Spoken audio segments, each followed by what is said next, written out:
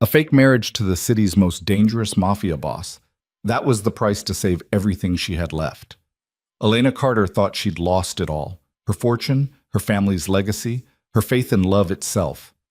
But standing in the rain with 30 days until total ruin, she never imagined the sleek black car that stopped inches from her body would carry the man who'd change everything. Lorenzo Vieri didn't offer rescue. He offered a deal. And in his world, deals were bound in blood, power, and secrets that could destroy her or set her free. If you're hooked, stay with me until the end of this story. Hit that like button and comment with your city so I can see how far this tale has traveled. The rain hit harder than Elena expected, each drop feeling like a tiny fist against her skin as she stood outside the community center on 7th Avenue. The support group had just let out. 12 people with 12 different versions of heartbreak, all sitting in a circle like some kind of broken rosary. She'd stopped going weeks ago, but tonight desperation had dragged her back, searching for something she couldn't name. Answers, maybe. Or just proof that she wasn't the only person whose life had collapsed so completely that getting out of bed felt like an achievement. It hadn't helped. Elena pulled her coat tighter, though it did nothing against the cold that had settled into her bones. The fabric was expensive once. Cashmere, tailored, the kind of thing she used to wear without thinking. Now it hung on her frame like a costume from someone else's life. The lining torn, one button missing. She'd stopped noticing those things. Stopped caring. Her phone buzzed in her pocket. She didn't check it. It would be another creditor, another lawyer, another person reminding her that she had 29 days left before Carter Textiles, the company her grandfather built, the legacy her father bled for, went under completely. 30 days had sounded like breathing room when the bankruptcy judge said it. Now it felt like a countdown to execution. She walked without direction, her heels clicking unevenly on wet pavement. One heel had cracked last week. She'd superglued it. The glue was failing. The streets were emptier than usual for a Thursday night, most people smart enough to stay inside. Elena wasn't smart anymore. She'd proven that by marrying Marcus Hale, by trusting him with her company, her accounts, her stupid, naive heart. 3 years of marriage, and he'd walked away with everything except her name. Even that he'd tried to take, dragging her through a divorce so vicious her own lawyer had looked uncomfortable. "You signed the prenup," he'd said, like she needed reminding. He's entitled to nothing," she'd snapped. "He forged my signature on half those documents." "Prove it." She couldn't. Marcus had been too careful, too smart, too many steps ahead while she'd been playing at partnership like marriage actually meant something. Elena reached the corner of 7th and Amsterdam, waiting for the light even though no cars were coming. Habit. The kind ingrained by a childhood of etiquette classes and polite society. All those rules about how young women from good families should behave. Fat lot of good it had done her. The light changed. She stepped off the curb.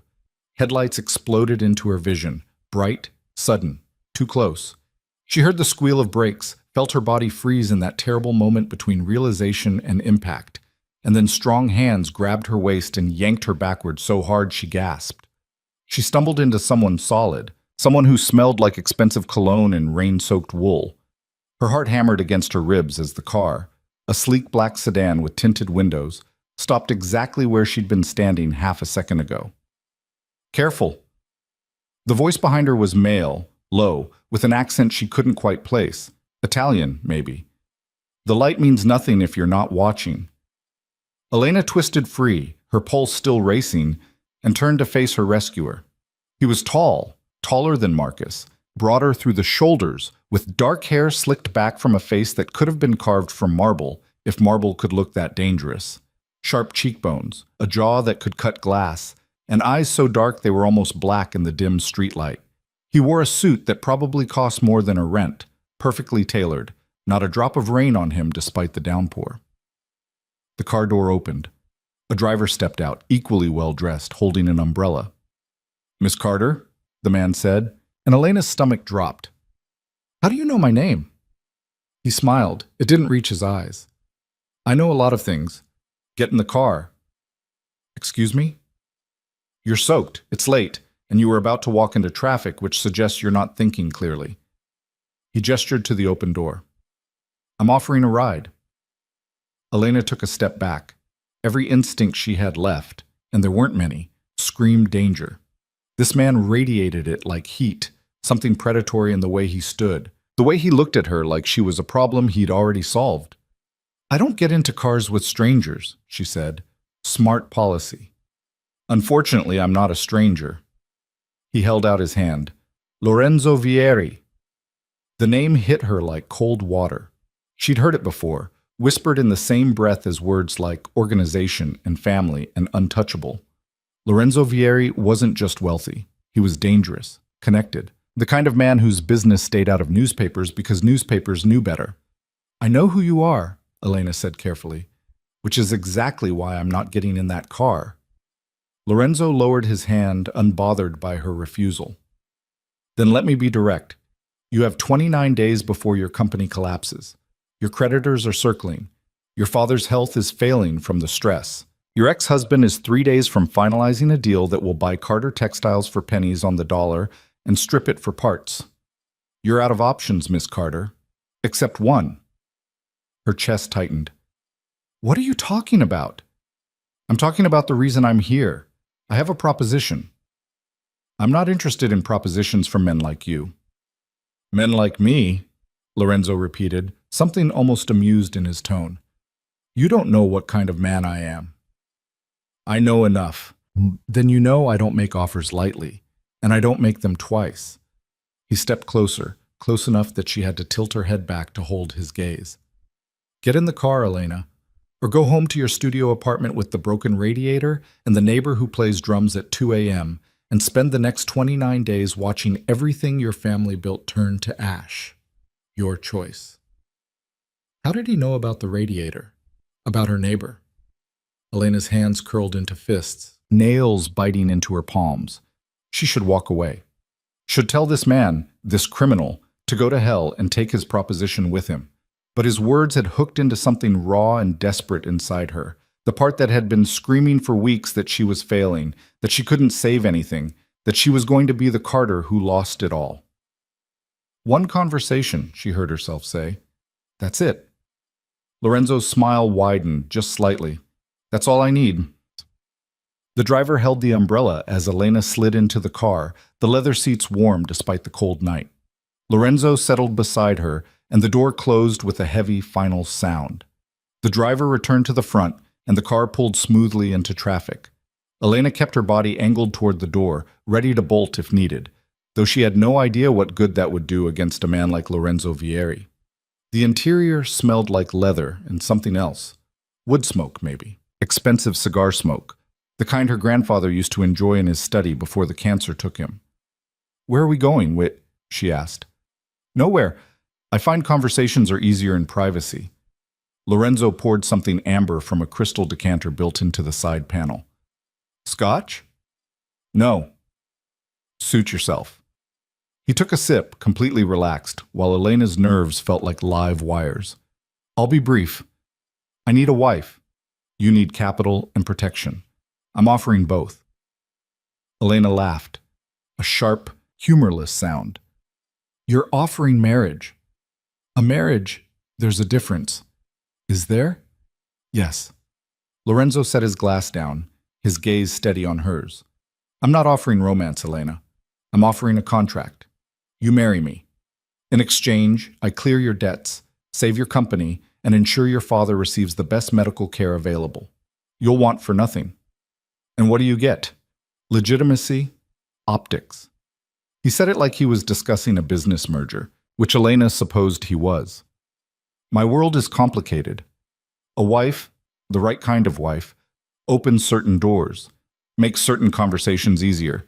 You come from old money, respectable family, the kind of pedigree that matters in circles I need to access. You want me to be your prop. I want you to be my partner in a mutually beneficial arrangement. You'll live in my home, attend events at my side, play the role of Mrs. Vieri. What happens behind closed doors stays there." Elena stared at him, trying to find the catch, the hidden knife in this offer. "For how long?" 2 years. After that, we divorce quietly. You walk away with a settlement that ensures you'll never worry about money again. Your company remains yours, profitable and secure. Everyone wins. Except I have to marry a criminal." Lorenzo's expression didn't change, but something cold flickered in his eyes. Careful with words like that, Elena. They have consequences. Is that a threat? It's a fact. And for the record, I've never been convicted of anything. Because you're good at not getting caught. Because I'm careful about which laws I break and which I don't. He leaned back, studying her with an intensity that made her skin prickle. You're scared. That's smart. But you're also desperate, and desperation makes people foolish. I'm offering you a way out, a real one, not some fantasy where you suddenly make millions and save everything yourself. We both know that's not happening. The worst part was that he was right. Elena had spent weeks chasing impossible solutions, begging banks, pitching investors, trying to find anyone who'd take a chance on a company circling the drain. No one would. Carter Textiles was too far gone, the debt too deep, the market too competitive. She'd failed. Why me? She asked quietly. If you need legitimacy, there are plenty of women from respectable families who'd jump at this. True, but they'd want something you don't. What's that? Love. A real marriage. The fantasy? Lorenzo's voice held something almost like disdain. You've been through a divorce. You know what marriage really is, a contract, an exchange, two people using each other for mutual benefit. You're not going to expect flowers and anniversary dinners. You're not going to demand affection, I don't feel. You'll take the deal for what it is. Business. Elena swallowed hard. And if I say no, then I'll drop you at your apartment and you'll never see me again. No hard feelings, but no second chances either. The car had been circling the block, she realized, just driving in slow loops while they talked. Rain streaked down the windows, distorting the city lights into shapeless blurs. Outside this car, Elena had nothing. Inside it, she had a devil's bargain with a man who probably had blood on his hands. But he was also offering her father a chance to see the company survive, offering her a way to undo the catastrophe Marcus had created, offering her something, even if that something came wrapped in danger and moral compromise. I need time to think, she said. You have 5 minutes. We're pulling up to your building now. That's not enough time to... It's more than enough. You either want this or you don't. Lorenzo checked his watch. Expensive, understated, the kind that cost 6 figures. 4 minutes. Elena's mind raced. This was insane. This was wrong. This was exactly the kind of decision that would destroy what little remained of her life. But what life did she have left to destroy? A failing company, a father whose heart couldn't take much more stress, and a future working minimum wage because her business degree would be worthless without references Marcus had already poisoned. What would the rules be? She asked. You said it's controlled by rules. Simple ones. You'll live in my home but have your own space. You'll attend events as my wife and present a united front in public. You'll be respectful and discreet. In private, you'll have freedom to do as you please within reason. No affairs, no scandals, nothing that damages my reputation. I'll expect the same courtesy. And your business? Stays separate. You won't be involved. You won't ask questions. What I do isn't your concern. The car stopped. Elena looked out the window and recognized her building. A converted warehouse in a neighborhood that used to be trendy before the luxury developments pushed everyone out. Her apartment was on the 4th floor, no elevator, heat that barely worked, and walls so thin she could hear her neighbor's entire drum practice every night. 2 minutes, Lorenzo said softly. Elena closed her eyes, saw her father's face when the doctors said his blood pressure was dangerously high, saw the factory workers who'd been with Carter Textiles for decades, people who'd lose their pensions when the company folded. Saw Marcus's smug expression in the divorce proceedings, so certain he'd won. She opened her eyes. If I do this, if I have conditions... Lorenzo's eyebrow lifted slightly. Go on.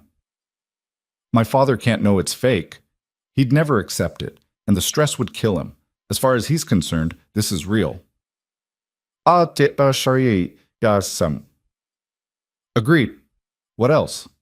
I want full transparency on the financial arrangement. Every debt you're clearing, every investment in the company, all of it in writing and reviewed by a lawyer I choose. Done. Though I'll choose the lawyer, yours would take one look at me and refuse the case. Elena bristled but couldn't argue. Fine. And I want a way out. If this becomes unbearable, if I hurt you, Lorenzo's voice went very quiet. I won't. Whatever else I am, Elena, I don't harm women. That's a line I don't cross. She wanted to believe him, hated that some part of her did believe him, that his words carried a strange kind of certainty. 1 year, she said suddenly. Not 2. 1 year, and then we're done. 18 months, non-negotiable. Why? Because anything less looks suspicious. Marriages fail, but they don't fail in 12 months unless there's abuse or scandal. We need enough time to make it believable. Elena's hands were shaking. She pressed them against her thighs, trying to stop the tremor. If I agree to this, when would... Tomorrow. We'll fly to Nevada, marry at a private chapel, return the same day. Your father will receive a call about a loan approval within the hour. Carter Textiles creditors will be contacted by Monday. Your apartment lease ends this month. Don't renew it. You'll move into my home next week. That's too fast. That's how it needs to be. I don't do anything halfway, Elena. If we're doing this, we do it completely, or not at all. Lorenzo held out his hand again, and this time it felt less like a greeting and more like a contract. Yes or no? Right now. This was the moment, the point of no return. Elena knew if she took his hand, everything would change. Not just her circumstances, but something fundamental about who she was. She'd be choosing survival over morality, practicality over principle. She'd be betting everything on a man she didn't know, didn't trust, couldn't predict. But she'd already lost everything betting on love. Maybe it was time to bet on something else. Elena reached out and placed her hand in Lorenzo's. His grip was firm, warm, completely steady while hers shook. Yes, she whispered. I'll do it. Lorenzo's smile was small, satisfied, the expression of a man who'd never doubted the outcome. Good. Be ready tomorrow at 9 a.m. Pack light. You won't need much of what you have. How will I... I'll send a car. He released her hand and opened the door. Rain blew in, immediately soaking her sleeve. One more thing, Elena. What? Don't tell anyone, not your father, not your friends, no one. As far as the world knows, we met months ago and kept it quiet. The story is that we fell in love, moved quickly, couldn't wait. Understand? She nodded, throat tight. Good. I'll see you tomorrow. Don't be late. Elena climbed out of the car, and the door closed before she could respond. The sedan pulled away smoothly, taillights disappearing into the rain, leaving her standing on the curb with her broken heel and her impossible decision and the feeling that she'd just signed something in blood. She walked into her building, climbed the 4 flights of stairs, and let herself into the apartment that would soon stop being hers. The radiator clanked uselessly. From upstairs, drums started up, a bass-heavy rhythm that shook the walls. Elena sank onto her second-hand couch and stared at her hand, the one Lorenzo had shaken. It still felt warm. What had she just done? The next morning arrived too quickly, dragged in by gray light and the sound of garbage trucks. Elena hadn't slept. She'd spent the night packing a small suitcase, then unpacking it, then packing it again, trying to decide what you brought to a fake marriage with a mafia boss. In the end, she settled on practical clothes, a few photos of her family, and the pearl necklace her grandmother had given her son.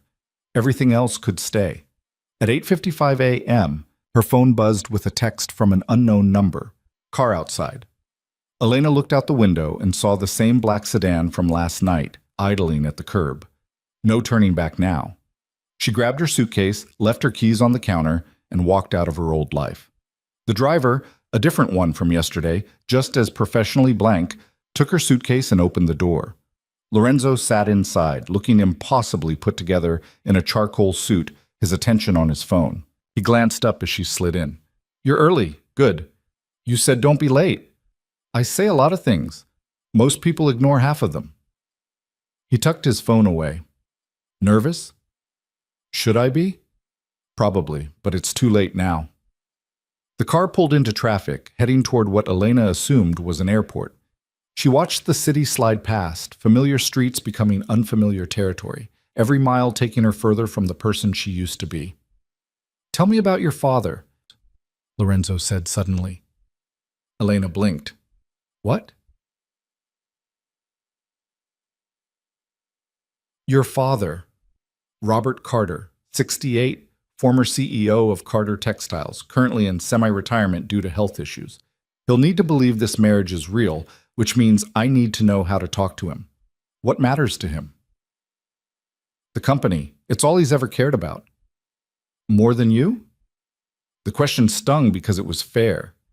He loves me, but the company is his legacy. It's what he built his whole life around. Losing it would destroy him. Then we'll make sure he doesn't lose it. Lorenzo's voice was matter of fact, like saving a failing textile company was as simple as ordering lunch. What else? Hobbies, interests, politics? He golfs. Used to anyway, before his blood pressure got bad. He's conservative, traditional. He'll probably hate that we move so fast, but he'll accept it because he's old-fashioned enough to think marriage is marriage. And your mother? Dead. Cancer. When I was 16. I'm sorry. Don't be. You didn't know her. Elena looked at him. What about your family? Lorenzo's expression closed off, subtle but definite. Not relevant. You asked about mine. Because yours will be part of our story. Mine won't. Why not? Because I said so. His tone made it clear the subject was finished. We'll be in Nevada by noon. The ceremony takes 15 minutes. We'll sign papers, exchange rings, and fly back. Tomorrow I'll call your father and ask for a formal meeting to introduce myself as your husband. You'll be there to sell the story. Think you can manage that? Elena swallowed the instinct to snap at him. She needed to get used to this. Lorenzo's blunt commands, his refusal to explain, his assumption that she'd simply obey. This was what she'd signed up for. Yes, she said. I can manage it. Good. There's a ring box in the glove compartment. Take whichever one fits. Elena leaned forward and opened the compartment. Inside were 3 ring boxes, each containing a diamond so large it looked obscene. She chose the smallest, a platinum band with a single emerald-cut stone that still probably cost more than her apartment, and slipped it on her left hand. It fit perfectly. How did you know my size? She asked. Lorenzo didn't look up from his phone. I know a lot of things. The rest of the drive passed in silence. They boarded a private jet at a small airfield, the kind of luxury Elena had grown up with but thought she'd lost forever. The plane was sleek, modern, staffed by a single flight attendant who offered champagne and breakfast and called Lorenzo Mr. Vieri, with the kind of deference that suggested fear. Elena sat across from Lorenzo, watching him work through emails like this was a normal Friday, like he wasn't about to marry a stranger. Maybe for him it was normal. Maybe he did this kind of thing all the time, bought people, arranged their lives, moved them around like chess pieces. You're staring, he said without looking up. I'm trying to figure out what you get from this that's worth all this trouble. I told you, legitimacy. That's not a real answer. Lorenzo finally looked at her, his dark eyes unreadable. No, it's not, but it's the only one you need. The flight took 3 hours. Elena dozed fitfully, her body exhausted from the sleepless night. When she woke, they were descending into bright desert sunlight, the sprawl of Las Vegas spreading out below like a glittering promise of cheap dreams.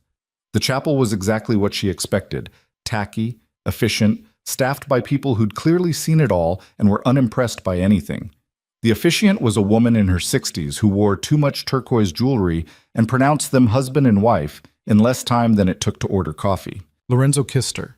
It was brief, perfunctory, his lips barely brushing hers, but something in that moment felt weighted, significant, like she'd crossed a threshold she couldn't uncross.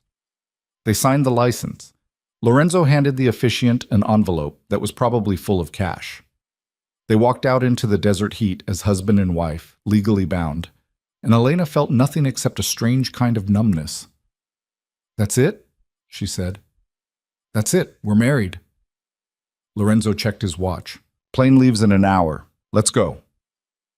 The flight back was quieter. Elena couldn't stop looking at the ring on her finger, the physical proof of what she'd done. Mrs. Vieri. Mrs. Lorenzo Vieri. It sounded like someone else's name. They landed in New York as the sun set, painting the sky in shades of orange and red. The car was waiting. Lorenzo gave the driver an address Elena didn't recognize. Somewhere uptown, far from her old neighborhood. Where are we going? She asked. Home. The word sent a chill through her. Not her home. His home. The place where she'd be living now, playing house with a dangerous man she'd married for money and survival. The car wound through increasingly expensive neighborhoods until it stopped in front of a building that looked more like a fortress than a residence. Stone facade, discreet entrance, the kind of place that screamed old money and older secrets. The driver opened her door. Lorenzo led her inside without ceremony, past security that nodded at him with the same fearful respect she'd seen on the plane, into an elevator that required a key to operate. They rode to the top floor in silence. The penthouse was stunning. Floor-to-ceiling windows overlooking Central Park, modern furniture that looked expensive and uncomfortable, art on the walls that was probably worth more than Carter textiles. Everything was pristine, cold, perfectly arranged. It looked like a museum, not a home. Your room is down that hall. Second door on the right, Lorenzo said, shrugging off his jacket. My room is the master suite at the end. The kitchen is fully stocked. There's a housekeeper who comes twice a week. She's discreet. Don't worry about her. Any questions? Elena had about 1,000 questions, but she settled on, do you have any rules I should know about? Don't go in my office. Don't answer the door unless I've told you to expect someone. Don't bring anyone here without clearing it with me first. He loosened his tie, looking suddenly tired in a way he hadn't before. And don't mistake what this is. We're married on paper, Elena. That's all. I know. Do you? Lorenzo stepped closer, and she forced herself not to back away. Because I need to be very clear about something. I didn't marry you because I want a relationship. I married you because I need a wife, and you need money. That's the arrangement. If you start expecting more, if you start thinking this is something it's not, we're going to have problems. Understand? Elena lifted her chin, meeting his gaze. I understand perfectly. You bought a transaction, not a person. Trust me, I've learned that lesson already. Something flickered in Lorenzo's eyes. Surprise, maybe, or respect? Good. Then we'll get along fine. He walked away, disappearing into what she assumed was his bedroom, leaving Elena standing in the middle of a penthouse that cost more than she'd earn in a lifetime, wearing a ring that felt like a shackle, married to a man who'd made it very clear she was a means to an end. This was her life now. Elena found her room. It was beautiful, impersonal, like a luxury hotel suite, and set her suitcase on the bed. Through the window, she could see the park, the city lights beginning to sparkle as night fell. Somewhere out there, her father was probably sitting in his study, worrying about the company, about her, about everything. Tomorrow she'd call him. Tomorrow she'd tell him she'd gotten married, that everything was going to be okay, that he could stop worrying. Tomorrow she'd start lying to everyone she loved. But tonight, Elena let herself feel the weight of what she'd done. She'd married a stranger, a criminal, a man who'd looked at her like she was a problem he'd solved, not a person he'd chosen. She'd sold herself for security, and she couldn't even pretend it was noble. It was survival, pure and simple, and it tasted like ash. Her phone buzzed, a text from an unknown number. Carter Textiles creditors will receive payment confirmation Monday morning. Your father's medical bills are handled. Welcome to the family. Elena stared at the message. This was real. It was happening. Lorenzo had delivered exactly what he promised, which somehow made it worse. She'd expected delays, complications, maybe even betrayal. But he'd been efficient, direct, exactly as advertised. She was married to a man who kept his word, which should have been comforting. It wasn't. Elena changed into pajamas, crawled into the too-soft bed, and stared at the ceiling until exhaustion finally dragged her under. Her last thought before sleep was a question she couldn't answer. What kind of person had she become? Elena woke to sunlight streaming through unfamiliar windows and the disorienting sensation of not knowing where she was. For 3 confused seconds, she thought she was back in her apartment, that yesterday had been a fever dream. Then she saw the ring on her finger, heavy and foreign, and reality crashed back. She was married to Lorenzo Vieri, and she was living in his penthouse like some kind of kept woman in a Gothic novel, except the Gothic novels never mentioned how the marble floors were cold against bare feet or how the silence in a place this large felt oppressive. Her phone said it was just past 7. Too early to call her father, but she needed to do it soon before he heard from someone else.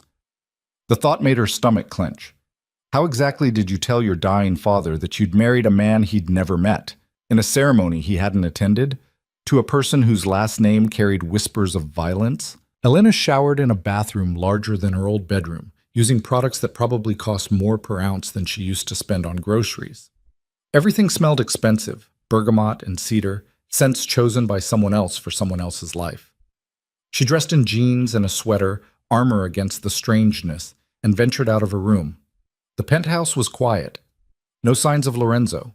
No sounds except the hum of expensive appliances and the muted noise of the city far below.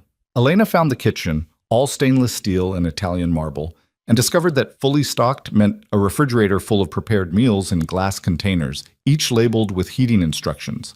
No cereal boxes, no half-empty jars of peanut butter, none of the normal debris of living. It looked like a showroom. She was heating water for coffee when Lorenzo appeared, dressed for the gym in athletic clothes that shouldn't have looked threatening, but somehow did. He moved like someone trained to hurt people, all controlled power and economy of motion. "You're up early," he said, opening the refrigerator and pulling out a protein shake. "Couldn't sleep." "You'll get used to it." He drank half the shake in one go, watching her over the rim. "We need to call your father today. The sooner we control the narrative, the better." Elena's hand tightened on her coffee mug. "I know. Do you need time to prepare what you're going to say?" "I need time to figure out how to lie to him convincingly." Lorenzo set down his shake. "It's not lying. We are married. The circumstances are just simplified." "Simplified," Elena repeated flatly. "Is that what we're calling it? Would you prefer I tell him the truth, that his daughter sold herself to save his company?" Lorenzo's voice was casual, but the words landed like slaps. "I'm sure that would make him feel much better." "You're an asshole." "Yes, but I'm an asshole who's about to save your family's legacy, so maybe save the moral judgments for after I've delivered." He pulled out his phone. "I'll make the call in an hour. That gives you time to get your story straight. We met 6 months ago at a charity gala. You were volunteering, I was donating. We kept it quiet because of your divorce, didn't want the publicity. We fell in love. Use whatever cliches you want for that part. Last week I proposed. Yesterday we eloped because we didn't want to wait. Simple, believable, boring enough that no one looks too close. My father will ask questions. Let him. Just stick to the story." Lorenzo finished his shake and tossed the bottle in recycling with practiced precision. "And Elena, sell it. Whatever you're feeling about this arrangement, about me, bury it. Your father needs to believe you're happy, or this doesn't work." He left before she could respond, disappearing back down the hallway with his phone already at his ear, speaking rapid Italian to someone who wasn't her. Elena stood in the too-perfect kitchen with her too-expensive coffee and tried to figure out how she was going to pull this off. An hour later, she sat on the pristine white sofa while Lorenzo stood by the windows, phone on speaker between them. Her father answered on the third ring. "Elena, it's early, sweetheart. Everything okay?" Hearing his voice made something crack in her chest. "Hi, Dad. Yeah, everything's fine. Better than fine, actually. I have news." "News? Did something happen with the company?" "I got a strange call yesterday from the bank saying, 'Dad, I got married.'" "Salsi, wo o bacha." Silence. Long enough that Elena wondered if the call had dropped. Then, "You what?" "I got married. Yesterday. I know it's sudden, and I should have told you sooner, but everything happened so fast, and I—" "Married to who?" "Elena, you've been divorced less than a year. What are you—" "His name is Lorenzo Vieri." She watched Lorenzo, who remained perfectly still, his expression unreadable. "We met 6 months ago.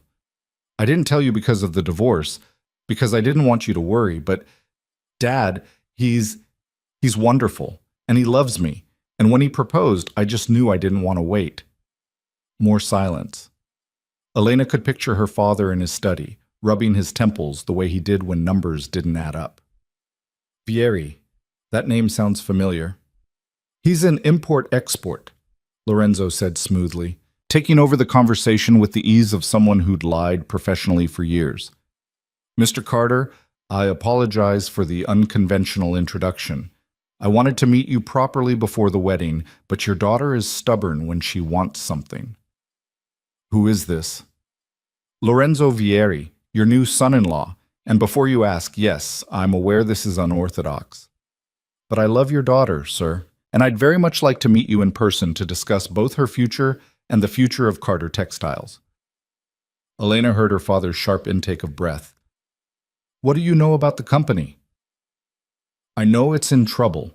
I know you've been struggling to secure financing, and I know I can help.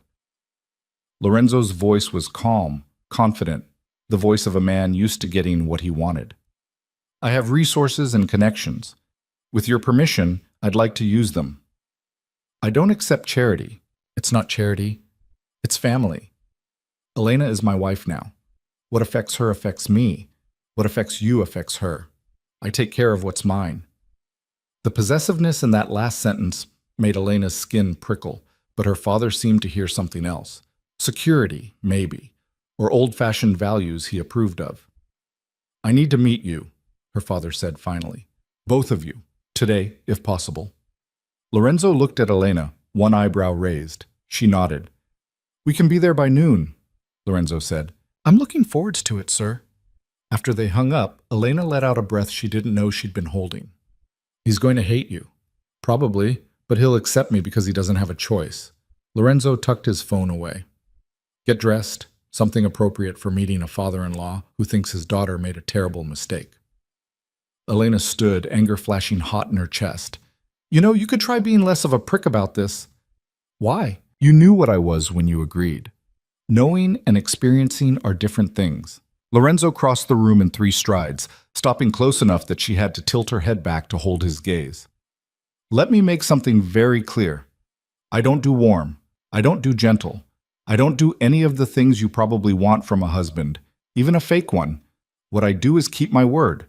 I said I'd save your company, and I will. I said I'd protect you, and I will. But I'm not going to pretend to be someone I'm not just to make you comfortable. If that's a problem, we can end this right now. But and let my father lose everything?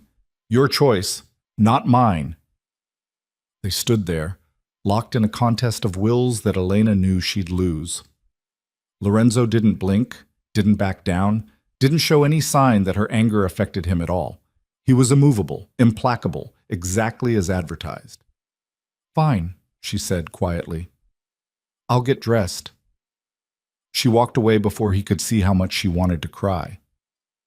The drive to her father's house in Westchester took 90 minutes, most of it spent in tense silence.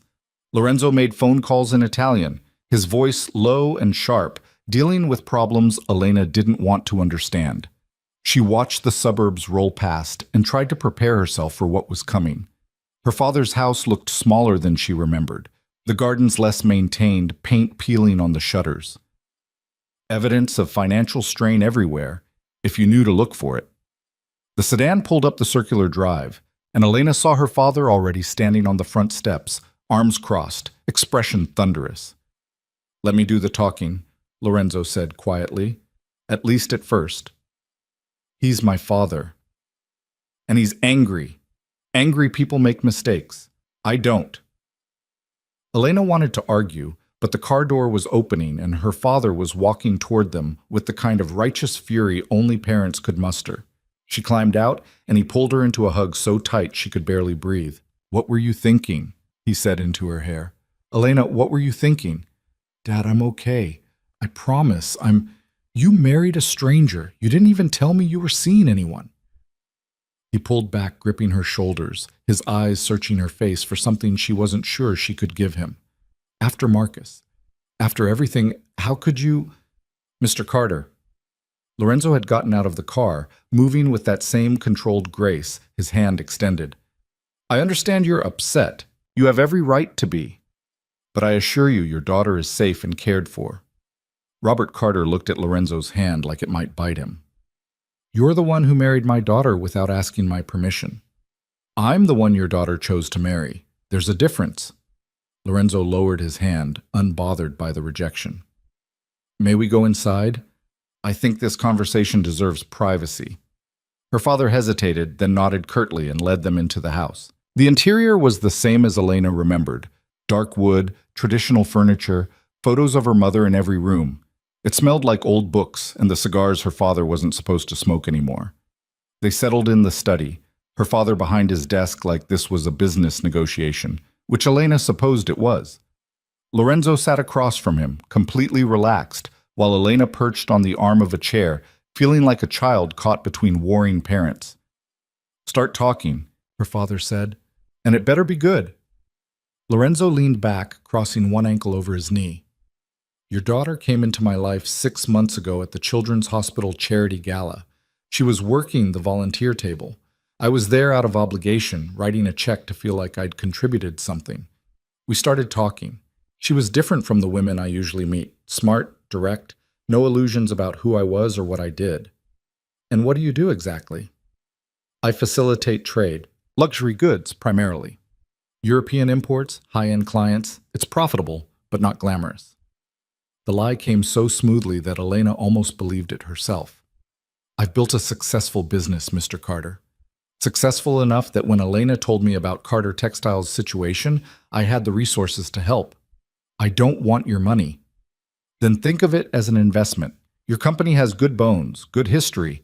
With the right capital injection and some modernization, it could be profitable again. I'm not offering charity. I'm offering partnership." Her father's jaw worked. "And my daughter? Where does she fit in this partnership?" "She fits everywhere. She's my wife." Lorenzo's voice softened, just slightly, just enough to sound almost genuine. "I won't claim this was conventional. I won't claim I did everything right. But I love her, and she loves me, and we're building a life together. Isn't that what matters?" Robert Carter looked at Elena, really looked at her, and she knew this was the moment. This was where she either sold the lie or destroyed everything. "Is that true?" her father asked. "Elena, look at me. Is that true?" Elena met his eyes and tried to ignore the guilt clawing at her throat. "Yes, Dad. It's true. I love him." The words tasted like poison, but she said them anyway, and watched her father's expression shift from anger to something more complicated. Relief, maybe, or resignation. He wanted to believe her. He needed to believe her, because the alternative was that his daughter had made another catastrophic mistake and he couldn't save her. "He treats you well?" her father asked quietly. "He does." That part wasn't entirely a lie. Lorenzo had been cold, blunt, controlling, but he hadn't hurt her, hadn't raised his voice, hadn't threatened, hadn't done any of the things Marcus had normalized. "He's good to me, Dad. I know it's fast. I know it looks crazy. But after Marcus, I needed someone who was different. Lorenzo is different." Her father's shoulders sagged, the fight going out of him. "You're really married." "We are. I'm sorry I didn't tell you sooner. I'm sorry you weren't there. But I'm happy, and I need you to be happy for me."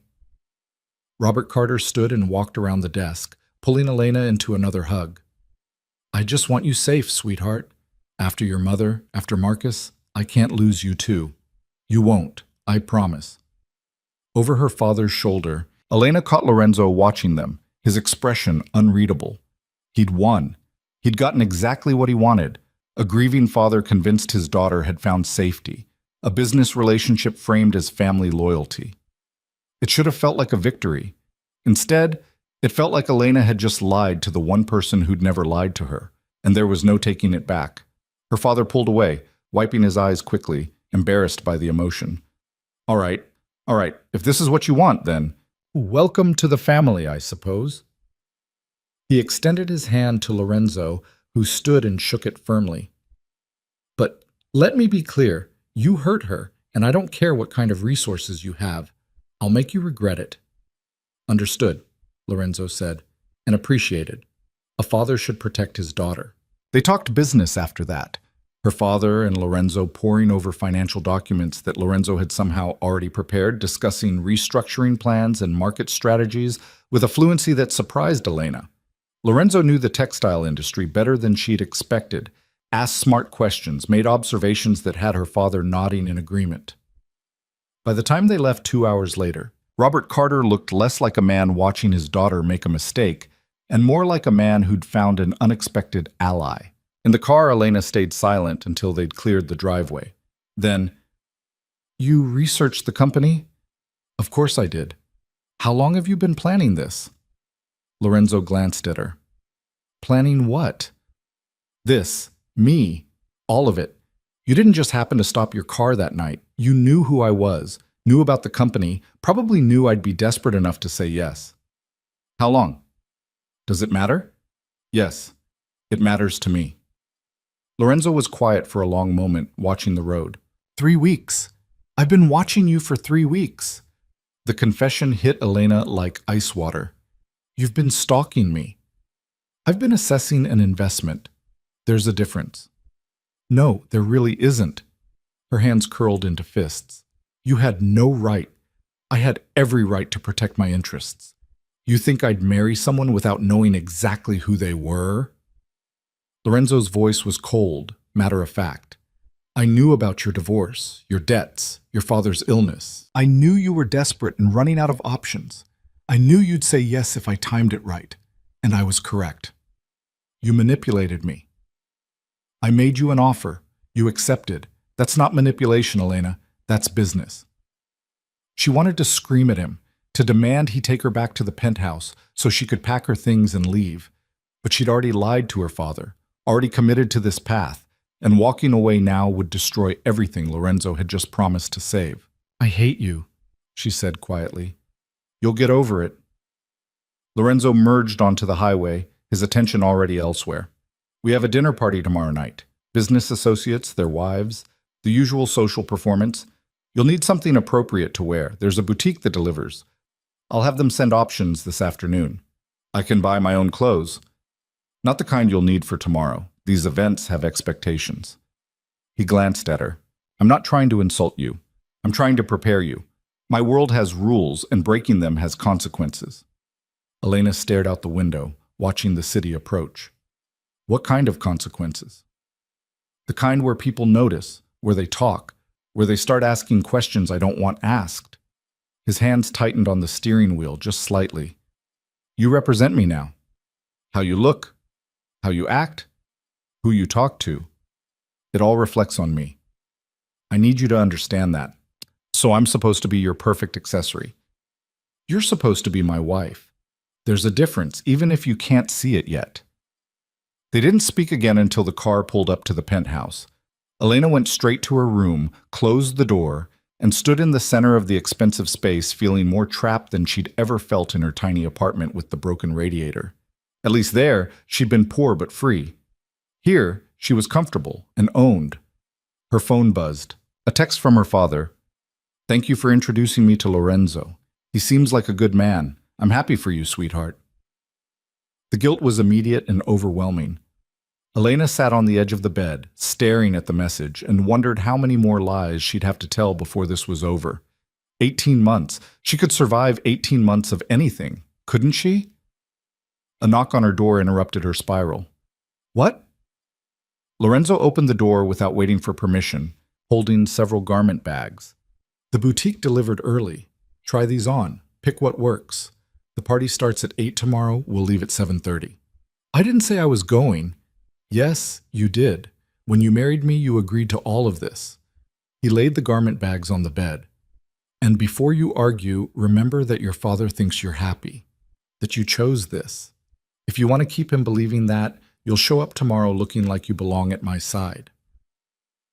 Elena stood, crossing her arms. You know what's funny? Marcus used to do the same thing. Tell me what to wear, where to go, who to talk to. I thought marrying you would be different. It is different. I'm doing it to protect you, not control you. You really believe that, don't you? Lorenzo stepped closer, and Elena refused to back away even though every instinct screamed at her to maintain distance. What I believe, he said quietly, is that you made a choice. A hard choice. Maybe even a bad choice. But yours. You can resent me for it. You can hate me for it, but you can't pretend you're a victim. You walked into that car knowing exactly what I was offering. I walked into that car because I was desperate, and I gave you a way out of that desperation. You're welcome. He turned to leave, then paused at the door. Try the blue dress. It'll look good on you.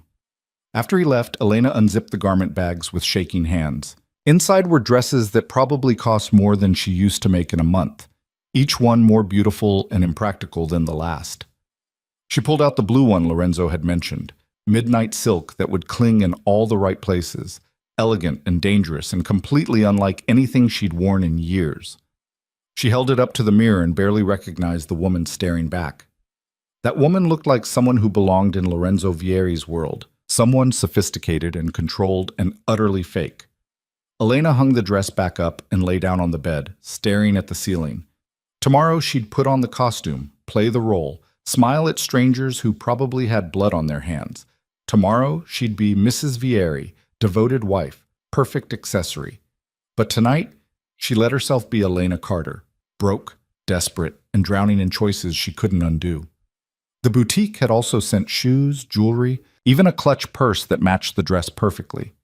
Someone had thought of everything, which meant Lorenzo had thought of everything, which meant he'd been planning this performance down to the smallest detail.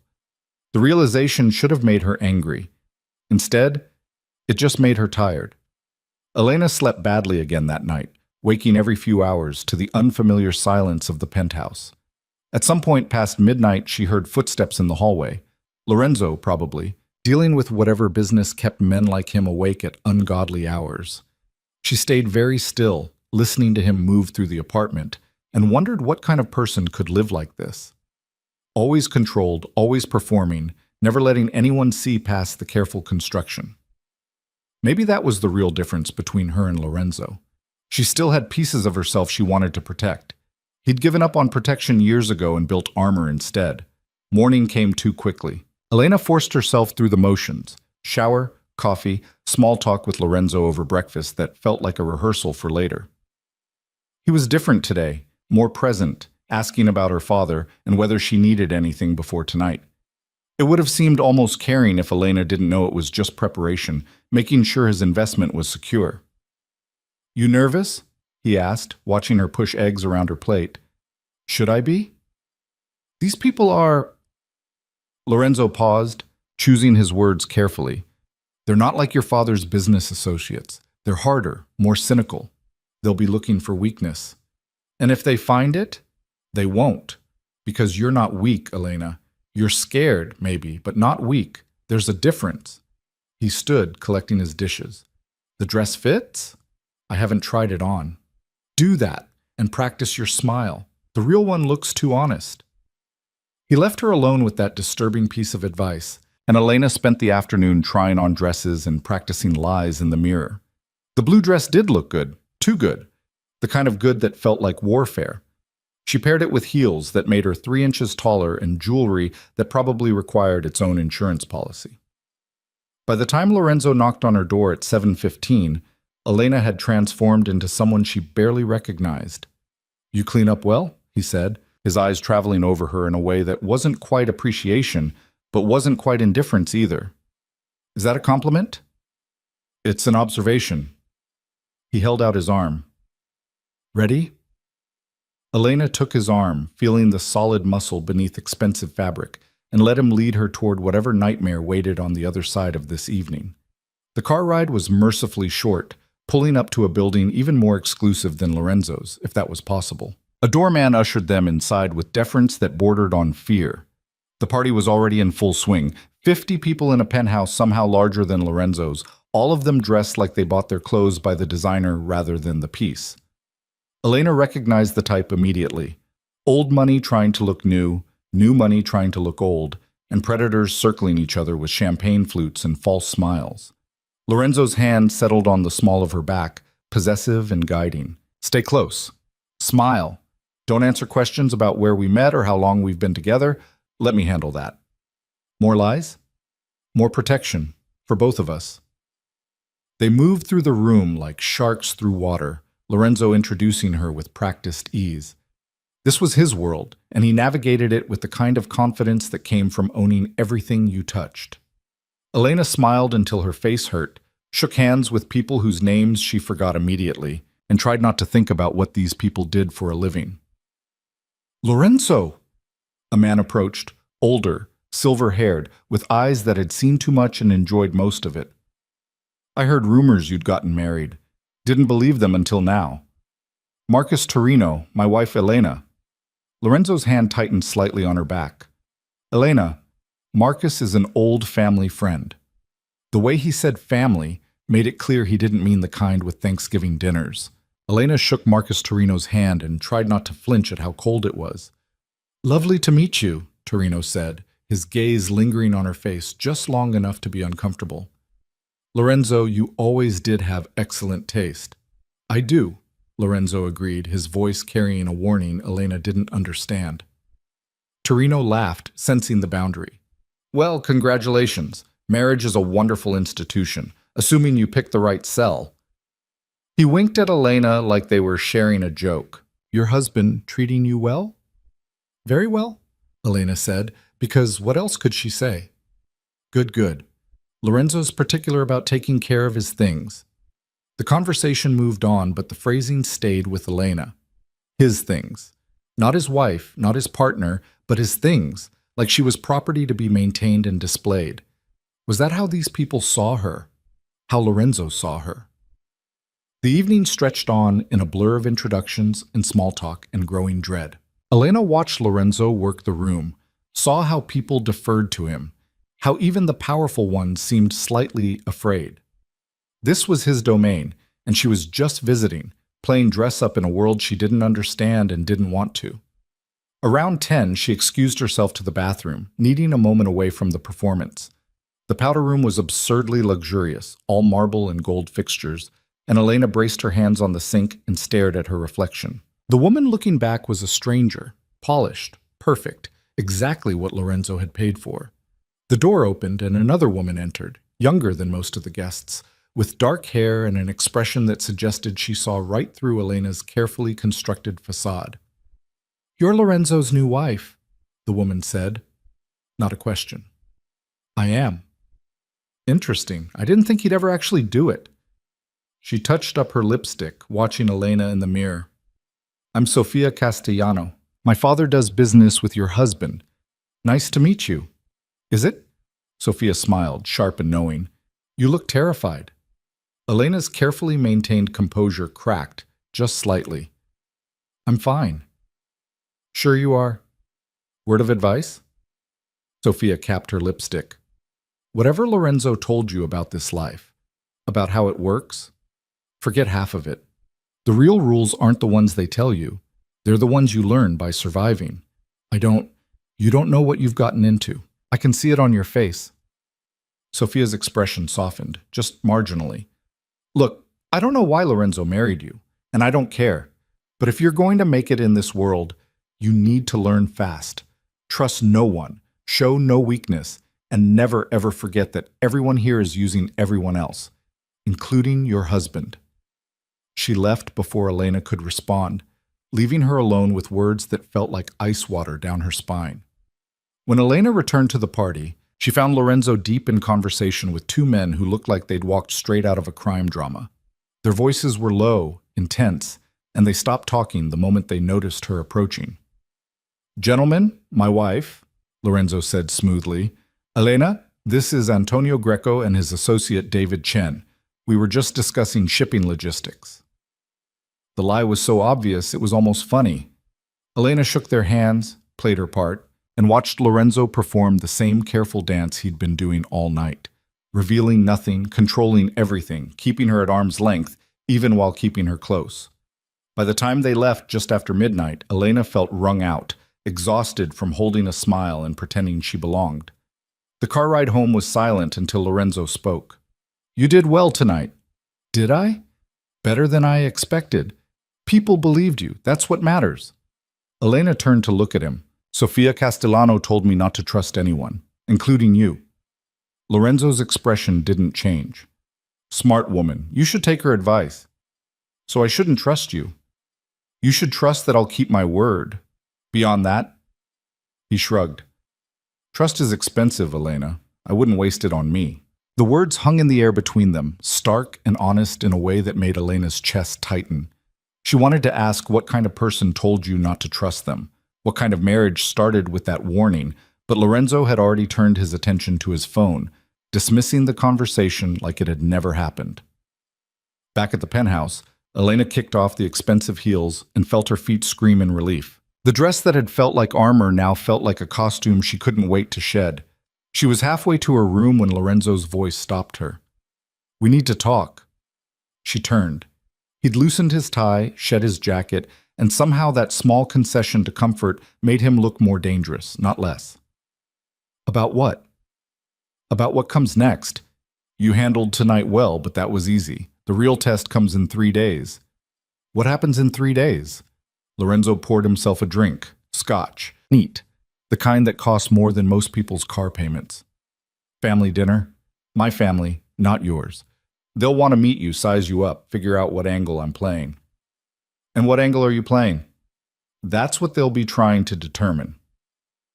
He took a slow sip, watching her over the rim of his glass.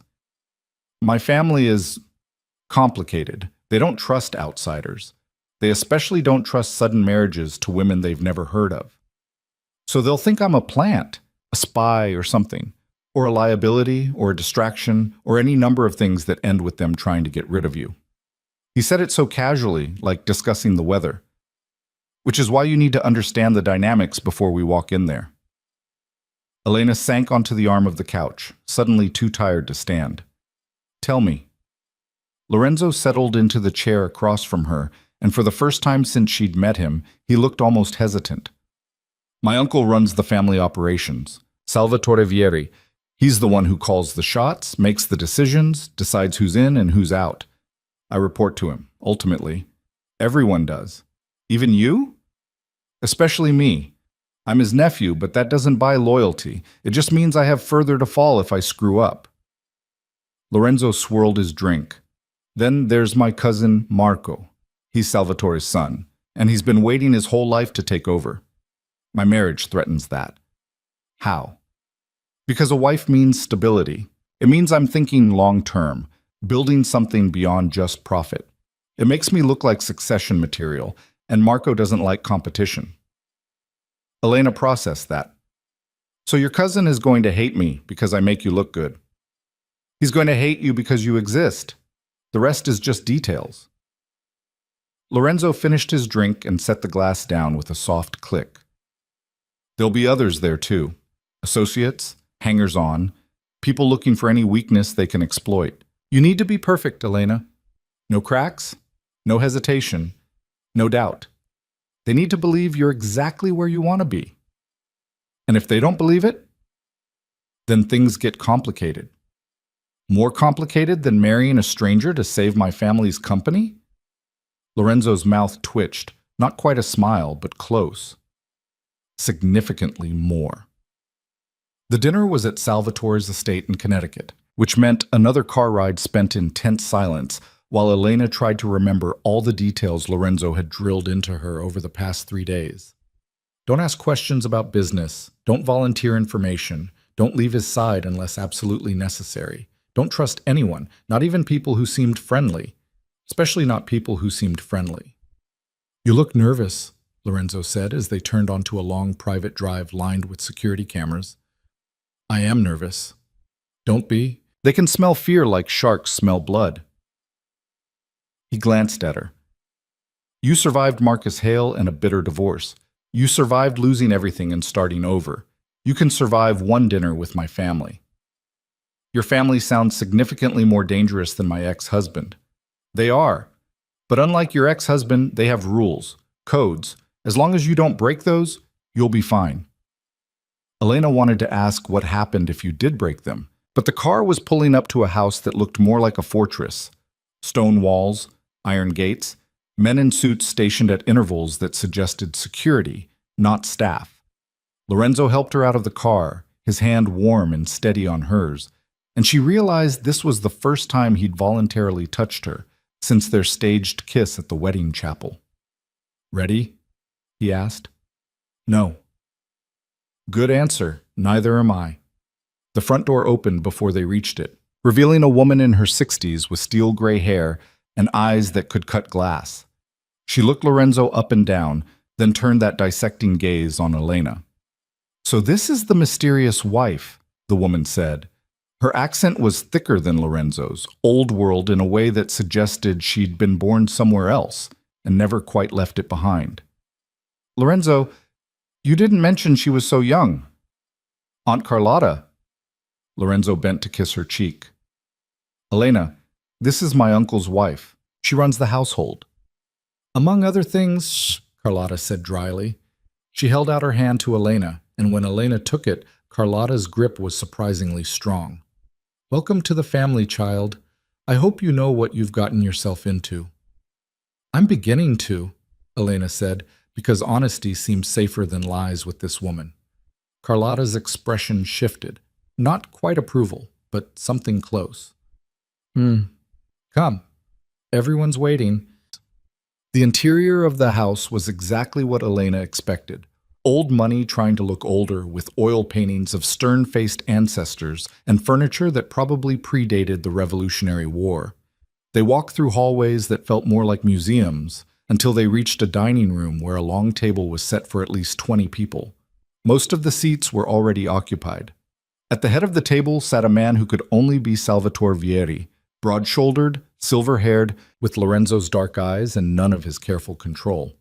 He looked like someone who'd built an empire with his bare hands and wasn't ashamed of the blood it had taken. "Lorenzo!" Salvatore's voice boomed across the room.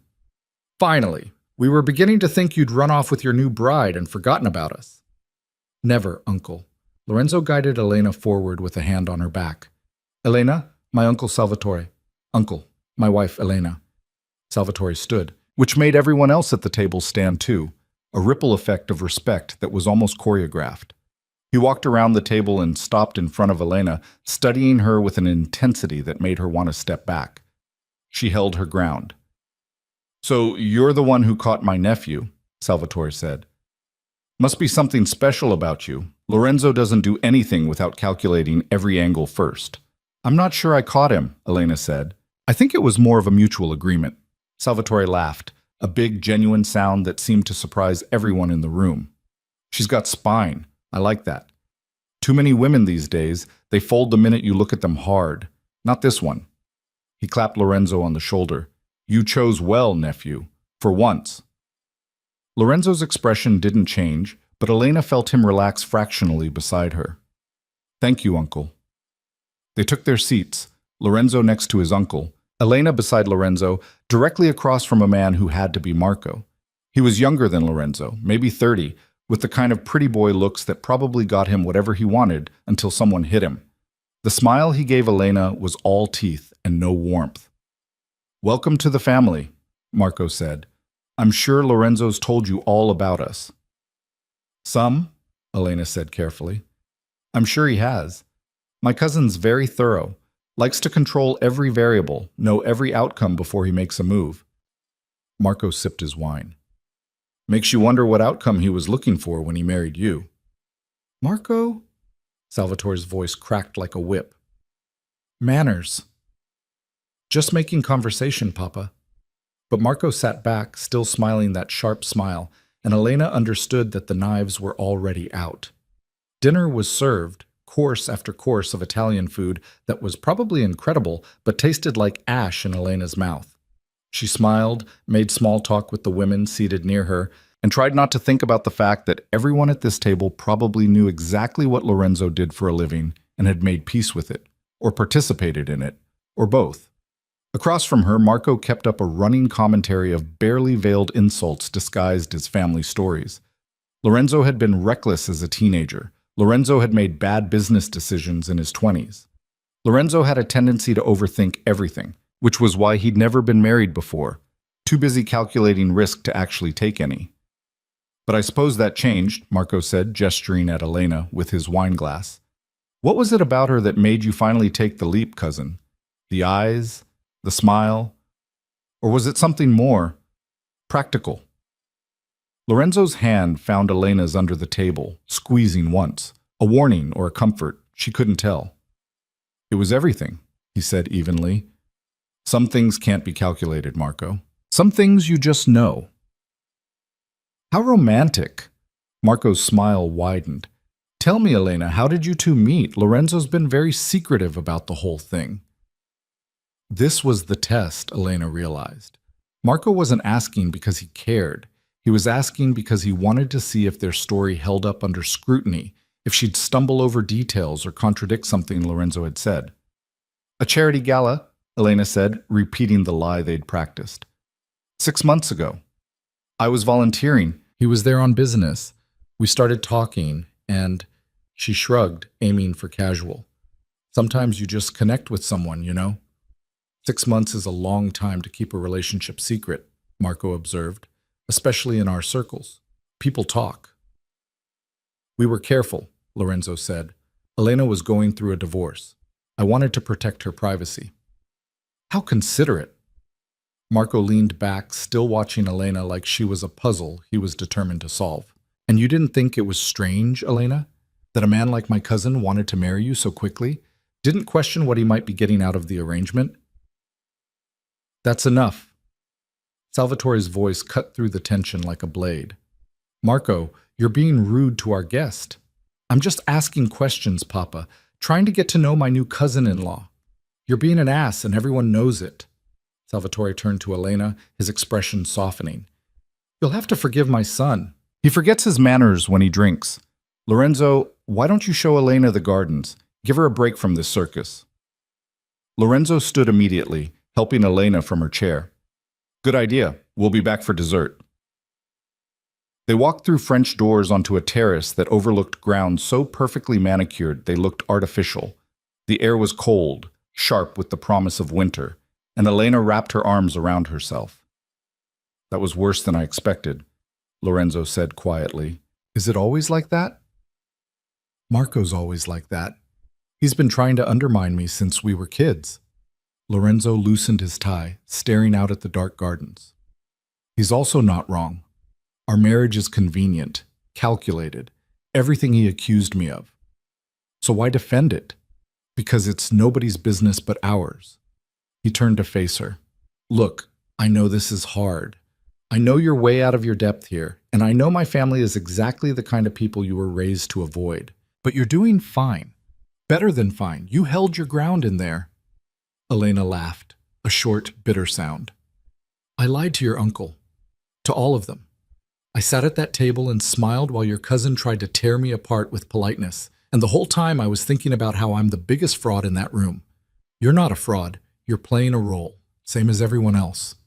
That doesn't make it better. Lorenzo was quiet for a moment, then reached out and tucked a strand of hair behind her ear, a gesture so unexpected and gentle that Elena froze. You want to know the truth? He said.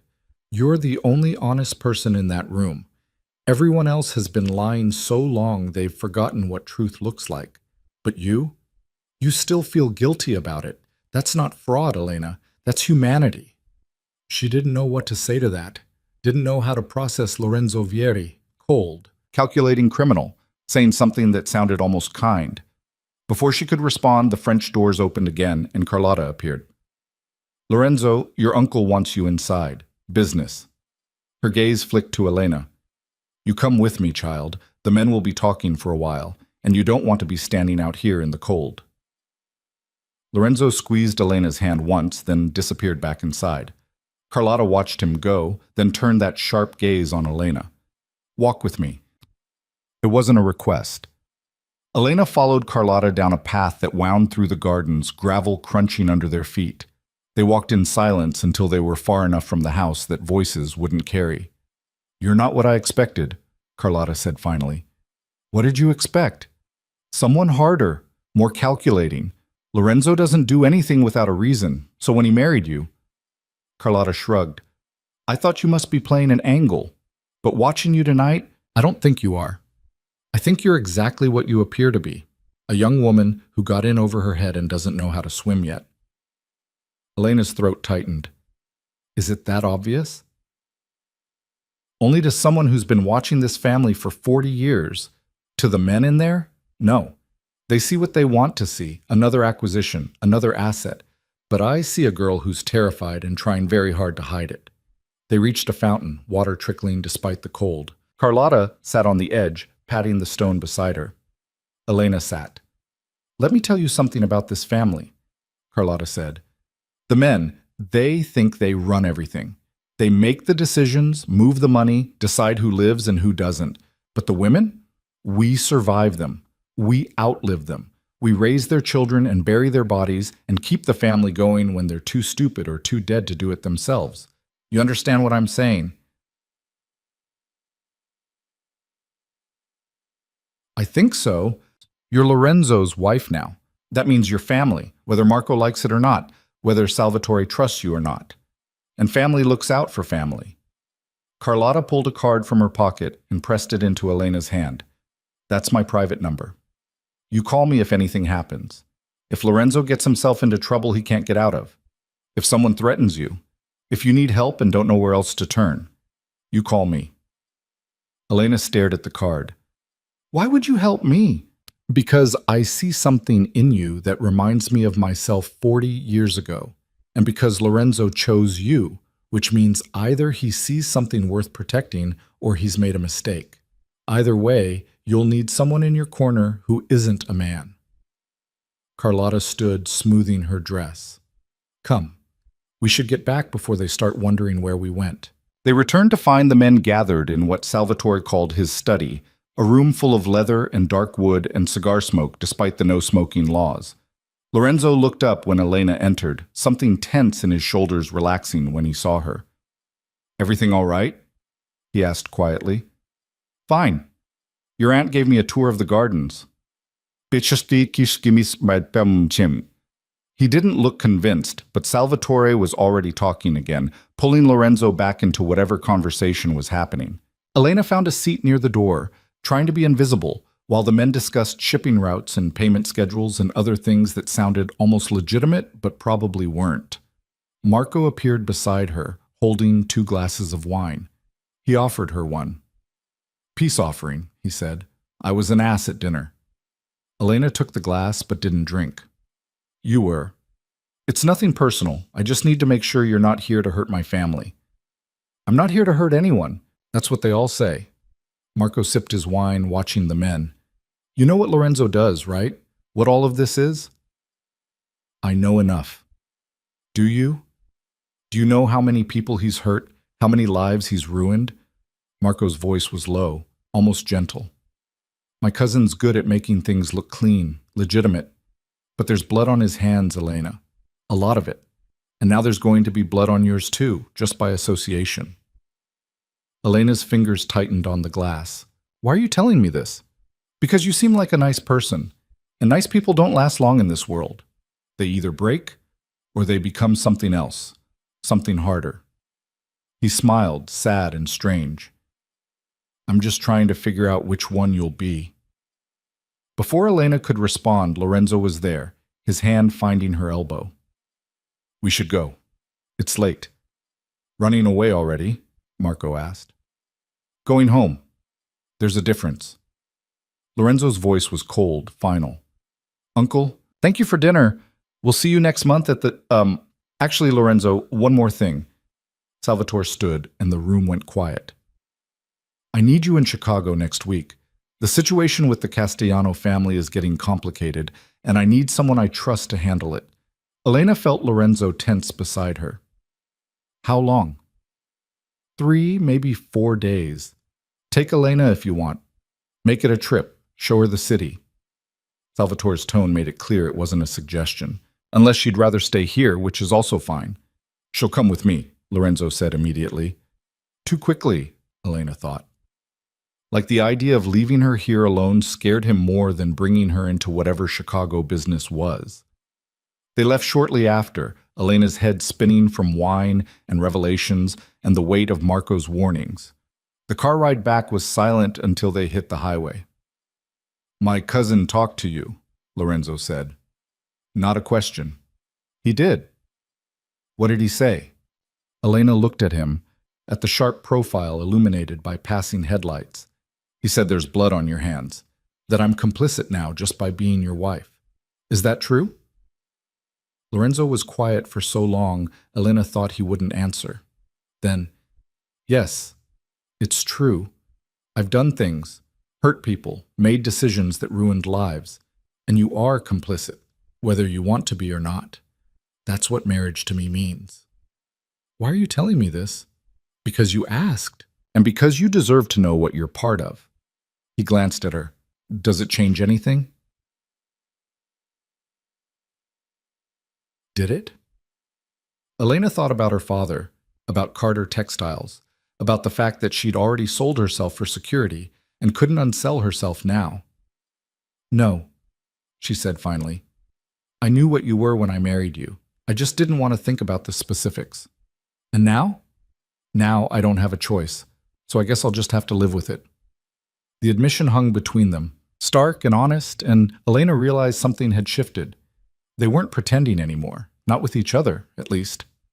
Whatever this marriage was, it was built on brutal truths instead of pretty lies, and somehow that felt more stable than anything she'd had with Marcus. When they got back to the penthouse, Elena went straight to her room and changed into pajamas, exhausted down to her bones. She was about to turn off the light when her phone buzzed with a text from an unknown number. You did well tonight, but watch Marco. He's dangerous when he feels threatened. See Carlotta. Elena saved the number and typed back a quick thank you, then lay in the dark thinking about blood and complicity and the fact that she was now part of something she'd never be able to fully escape. A knock on her door startled her upright. Yeah? Lorenzo opened the door, still dressed but with his tie gone and his shirt unbuttoned at the collar. Can't sleep? Not really. You? Never could after family dinners. He leaned against the doorframe. About Chicago. You don't have to come if you don't want to. I can make an excuse. Your uncle said I should come. My uncle says a lot of things. Doesn't mean you have to do them. Lorenzo ran a hand through his hair, messing it up in a way that made him look younger, less dangerous.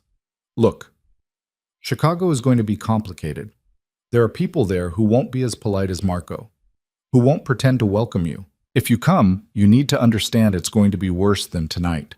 But you want me to come, Elena said, reading between the lines. I want you safe, which means keeping you where I can see you. So I'm not safe here alone? Lorenzo's jaw tightened. Let's just say my family has a way of testing boundaries when I'm not around. Better you come with me. Elena pulled her knees to her chest, thinking. Chicago meant more lies, more dangerous people, more situations she didn't understand. But it also meant not being alone in this penthouse, not being vulnerable to whatever Marco or anyone else might do while Lorenzo was gone. Okay, she said. I'll come. Something that might have been relief crossed Lorenzo's face. Okay. We leave Tuesday morning. Pack for cold weather. Chicago in November is brutal. He turned to leave, then paused. Elena, thank you. For tonight. For all of it. I know it wasn't easy. None of this is easy. No, he agreed. But you're handling it anyway. That takes strength. After he left, Elena sat in the dark and tried to figure out when exactly she'd stopped hating Lorenzo Vieri and started... What? Not trusting him, exactly, but maybe understanding him. Seeing past the cold exterior to whatever was underneath, something harder and more complicated than she'd expected. The next few days passed in a strange kind of limbo. Lorenzo was gone most of the time, handling business he didn't explain. Elena spent her days exploring the city, meeting with her father to discuss the company's restructuring, and trying not to think too hard about what her life had become. The creditors were backing off, just like Lorenzo promised. Carter Textiles was stabilizing, orders coming in, the factory humming back to life. Her father looked 10 years younger, the stress lines around his eyes easing for the first time since her mother's death. I don't know what I did to deserve you and Lorenzo, her father said over lunch in his study, documents spread between them. But I'm grateful. The company's going to survive, sweetheart, because of you. The guilt was immediate and overwhelming. It's not because of me, Dad. It's because of Lorenzo. It's because you found someone who cares about you enough to care about what matters to you. That's everything, Elena. He reached across the table and squeezed her hand. I know the divorce was hard. I know Marcus broke something in you. But seeing you with Lorenzo, seeing how he looks at you, gives me hope that you're going to be okay. Elena wanted to scream that it was all fake, that Lorenzo didn't love her, that everything her father believed was a carefully constructed lie. Instead, she smiled and said, I'm going to be fine, Dad. We both are. When she got back to the penthouse that evening, she found Lorenzo in his office, the one room he'd told her was off limits. The door was open, and he was on the phone speaking rapid Italian, his free hand pressed against his temple like he had a headache. He looked exhausted, worn down in a way she'd never seen. She must have made a noise because he looked up, saw her, and ended the call abruptly. "Sorry," Elena said. "I didn't mean to interrupt." "You didn't. I was just finishing." He stood, stretching like his back hurt. "How's your father?" "Good. Happy. The company's doing well." "Good." Lorenzo walked over to the window, staring out at the city. "I kept my end of the bargain." "You did. So why do you look so miserable?" The question surprised her. Elena leaned against the doorframe, studying him. "Because lying to my father makes me feel like garbage. Because every time he thanks me for finding you, I want to tell him the truth and watch his world fall apart. Because this whole thing is built on deception, and I'm not sure I'm strong enough to keep it up for 18 months. Lorenzo turned to face her. "You are. Strong enough, I mean. Stronger than you think." "How would you know?" "Because weak people break under pressure. You're still standing." He crossed the room, stopping close enough that Elena could see the fine lines around his eyes, the shadow of stubble on his jaw. "Chicago's going to test that strength. I need to know you're ready." "I already said I'd come." "I know, but saying and doing are different things." Lorenzo's gaze held hers. "When we're in Chicago, you're going to see things that might scare you, hear things that might make you question whether you made the right choice marrying me. And you're going to have to smile through all of it and pretend it's normal. Can you do that?" Elena thought about the family dinner, about Marco's warnings, about blood and complicity and the price of survival. "I don't know, but I guess we'll find out." Lorenzo's mouth twitched, almost a smile. "That's the most honest answer you've ever given me. I'm trying this new thing where I stop lying to myself. Thought I'd start with the small stuff." This time he did smile, brief and genuine. "Small stuff, right, like marrying a criminal and joining his family business." "Exactly. Baby steps." The moment hung between them, strange and almost comfortable, until Lorenzo's phone rang again and the walls came back up. He answered in Italian, his expression closing off, and Elena left him to his secrets. Tuesday morning came too fast. Elena packed for Chicago the way she'd packed for Vegas, minimal clothes, maximum anxiety, and tried to prepare herself for whatever was coming. Lorenzo had been tense all morning, making phone calls and checking details with the kind of obsessive precision that suggested this trip was more important than he'd let on. The flight was on a commercial airline this time, first class but not private, which surprised Elena. Lorenzo explained that sometimes being invisible was better than being noticed, and private jets attracted attention they didn't need. They sat side by side in silence, Lorenzo working through documents while Elena stared out the window and tried to imagine what Chicago would bring. They landed in late afternoon, the sky already graying with winter clouds. A car was waiting, black sedan, tinted windows, driver who nodded at Lorenzo with the same fearful respect Elena had seen everywhere else. Chicago looked like New York's colder, windier cousin, all steel and glass and people hurrying against the brutal lake wind. The hotel was downtown, expensive in an understated way that suggested mob money rather than old money. Lorenzo checked them in under his real name, no hiding here apparently, and they rode the elevator to a suite on the top floor. "We have dinner tonight with the Castellanos," Lorenzo said, unlocking the door. "Remember Sophia from the party? The one who told me not to trust anyone?" "That's her. Her father, Carlo, runs operations here. He and my uncle have been partners for 30 years, but recently there's been friction. My job is to smooth things over, find out what's causing the problem, fix it before it becomes a war." Elena set down her suitcase. "And my job?" "Be charming, be observant. Tell me afterward if you notice anything strange." "Strange how?" "Strange like people being too friendly or too hostile, like conversations that stop when you enter the room. Like anyone asking questions about our marriage or my uncle or what I'm doing in Chicago." Lorenzo was unpacking as he talked, hanging suits with military precision.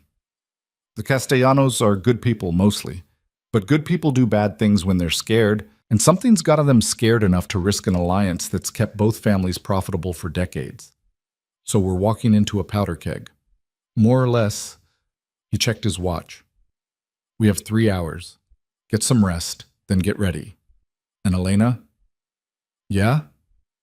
Don't drink too much tonight. I need you sharp. The dinner was at a restaurant that probably wasn't in any guidebooks. The kind of place where they didn't ask for your name because they already knew who you were. Carlo Castellano was waiting when they arrived. A man in his 50s with graying temples and eyes that had seen enough violence to last several lifetimes. Sofia sat beside him, dressed in black and looking like she'd rather be anywhere else. Lorenzo. Carlo stood, embracing Lorenzo like family. It's been too long, and this must be the wife I've heard so much about. Elena? Lorenzo said. My wife. Elena, Carlo Castellano, and his daughter Sofia. We've met, Sofia said, giving Elena a tight smile. At the Torino party. How are you adjusting to married life? Still adjusting, Elena admitted. That's honest. I like honest. Sofia gestured to the seat beside her. Sit. Let the men talk business while we discuss more interesting things. The evening split along predictable lines, Lorenzo and Carlo deep in conversation about shipping routes and payment schedules, while Sofia asked Elena pointed questions about how she was really doing, whether Lorenzo was treating her well, whether she understood what she'd married into. He's been decent, Elena said carefully. Better than I expected. That's not saying much. What did you expect? Honestly, I don't know. A monster, maybe. Or at least someone who didn't care whether I lived or died as long as I played my part. Sofia studied her, then leaned closer. Can I give you some advice? Everyone in your world seems very eager to give me advice. That's because you look like someone who desperately needs it. Sofia glanced at their husbands. Not husbands in her case, Elena realized, just her father. Lorenzo's not a monster, but he's also not safe. And the worst part is that he'll make you feel safe right up until the moment he can't protect you anymore. Don't mistake his care for something it's not. What is it then? Possession, control, the same thing men in this world always want. Sofia sipped her wine. Just remember, you're not his partner, Elena. You're his investment. The moment you stop being profitable, the protection stops too. The words echoed what Marco had said, what half a dozen people had implied, and Elena was starting to wonder if everyone was wrong, or if she was the one who didn't understand what she'd gotten into. Dinner ended with handshakes and promises to talk more tomorrow. Lorenzo was quiet on the drive back to the hotel, his jaw tight, and Elena knew something had gone wrong, even if she couldn't pinpoint what. Did you get what you needed? She asked. No, Carlo's hiding something. Lorenzo loosened his tie, frustrated. He's scared of something, and he won't tell me what, which means either he doesn't trust me or he thinks I'm part of the problem. Are you? That's the question, isn't it? He looked at her. Did Sofia say anything useful? Elena hesitated, then decided honesty was less dangerous than half-truths. She said, you'll protect me until I stop being profitable, that I'm an investment, not a partner. Lorenzo was quiet for a long moment. That's what she thinks? That's what everyone thinks. And you? What do you think? Elena looked at him, really looked at him, past the expensive suit and the careful control, trying to see what was underneath. I think you're more complicated than people give you credit for, but I also think everyone might be right. I don't know yet. Fair enough. Lorenzo turned back to the window. At least you're honest about it. Back at the suite, Elena changed into pajamas and was about to turn in when she heard raised voices from the living room. She cracked open her door and listened. Lorenzo was on the phone, speaking Italian too fast for Elena to catch more than scattered words. But his tone was clear, angry, frustrated, barely controlled. Someone had done something he didn't like, or hadn't done something he'd ordered, and he was making sure they understood the consequences. When he finally hung up, Elena heard him pour a drink, then another. She should go back to bed, give him privacy. Instead, she found herself walking into the living room. Lorenzo stood by the window, glass in hand, staring out at Chicago's lights. He looked older suddenly, worn down by whatever weight he carried. "Trouble?" Elena asked. "Always." He didn't turn around. "You should be asleep." "So should you." "Can't. Too much to think about." He finally looked at her, and something in his expression was different, less guarded, more human. "You ever feel like you're one mistake away from everything falling apart?" The question surprised her. "Every day since I married you." Lorenzo laughed, short, bitter. "At least you're honest about it." He drained his glass. "Go to bed, Elena. Tomorrow's going to be worse than today, and you'll need your strength." "What happens tomorrow?" "I meet with Carlo again. Without you this time. And I find out what he's hiding before it gets us all killed." On seem. The casual way he said it, "gets us all killed," sent ice through Elena's veins. "Lorenzo, go to bed." It wasn't a request. Elena went, but she didn't sleep. She lay in the dark thinking about blood and complicity and the fact that somewhere in Chicago something dangerous was brewing, and she was right in the middle of it whether she liked it or not. Morning came with Elena still awake, staring at the ceiling and listening to Chicago wake up outside the hotel windows. She heard Lorenzo moving around in the suite's living area around 6, the quiet sounds of someone who didn't want to disturb anyone but couldn't stay still. By 7, she gave up on sleep and emerged to find him already dressed, coffee in hand, looking at his phone with an expression that suggested whatever messages he was reading weren't good. "You look like hell," he said without looking up. "Didn't sleep." "Neither did I." He finally glanced at her, took in the shadows under her eyes. There's coffee. You should eat something too. We're going out in an hour." "I thought you were meeting Carlo alone." "I was. Plans changed." Lorenzo set his phone down, rubbed his eyes. "Sophia called me at 5 this morning, said her father wants to meet with both of us, somewhere public, somewhere safe. That means he's more scared than I thought."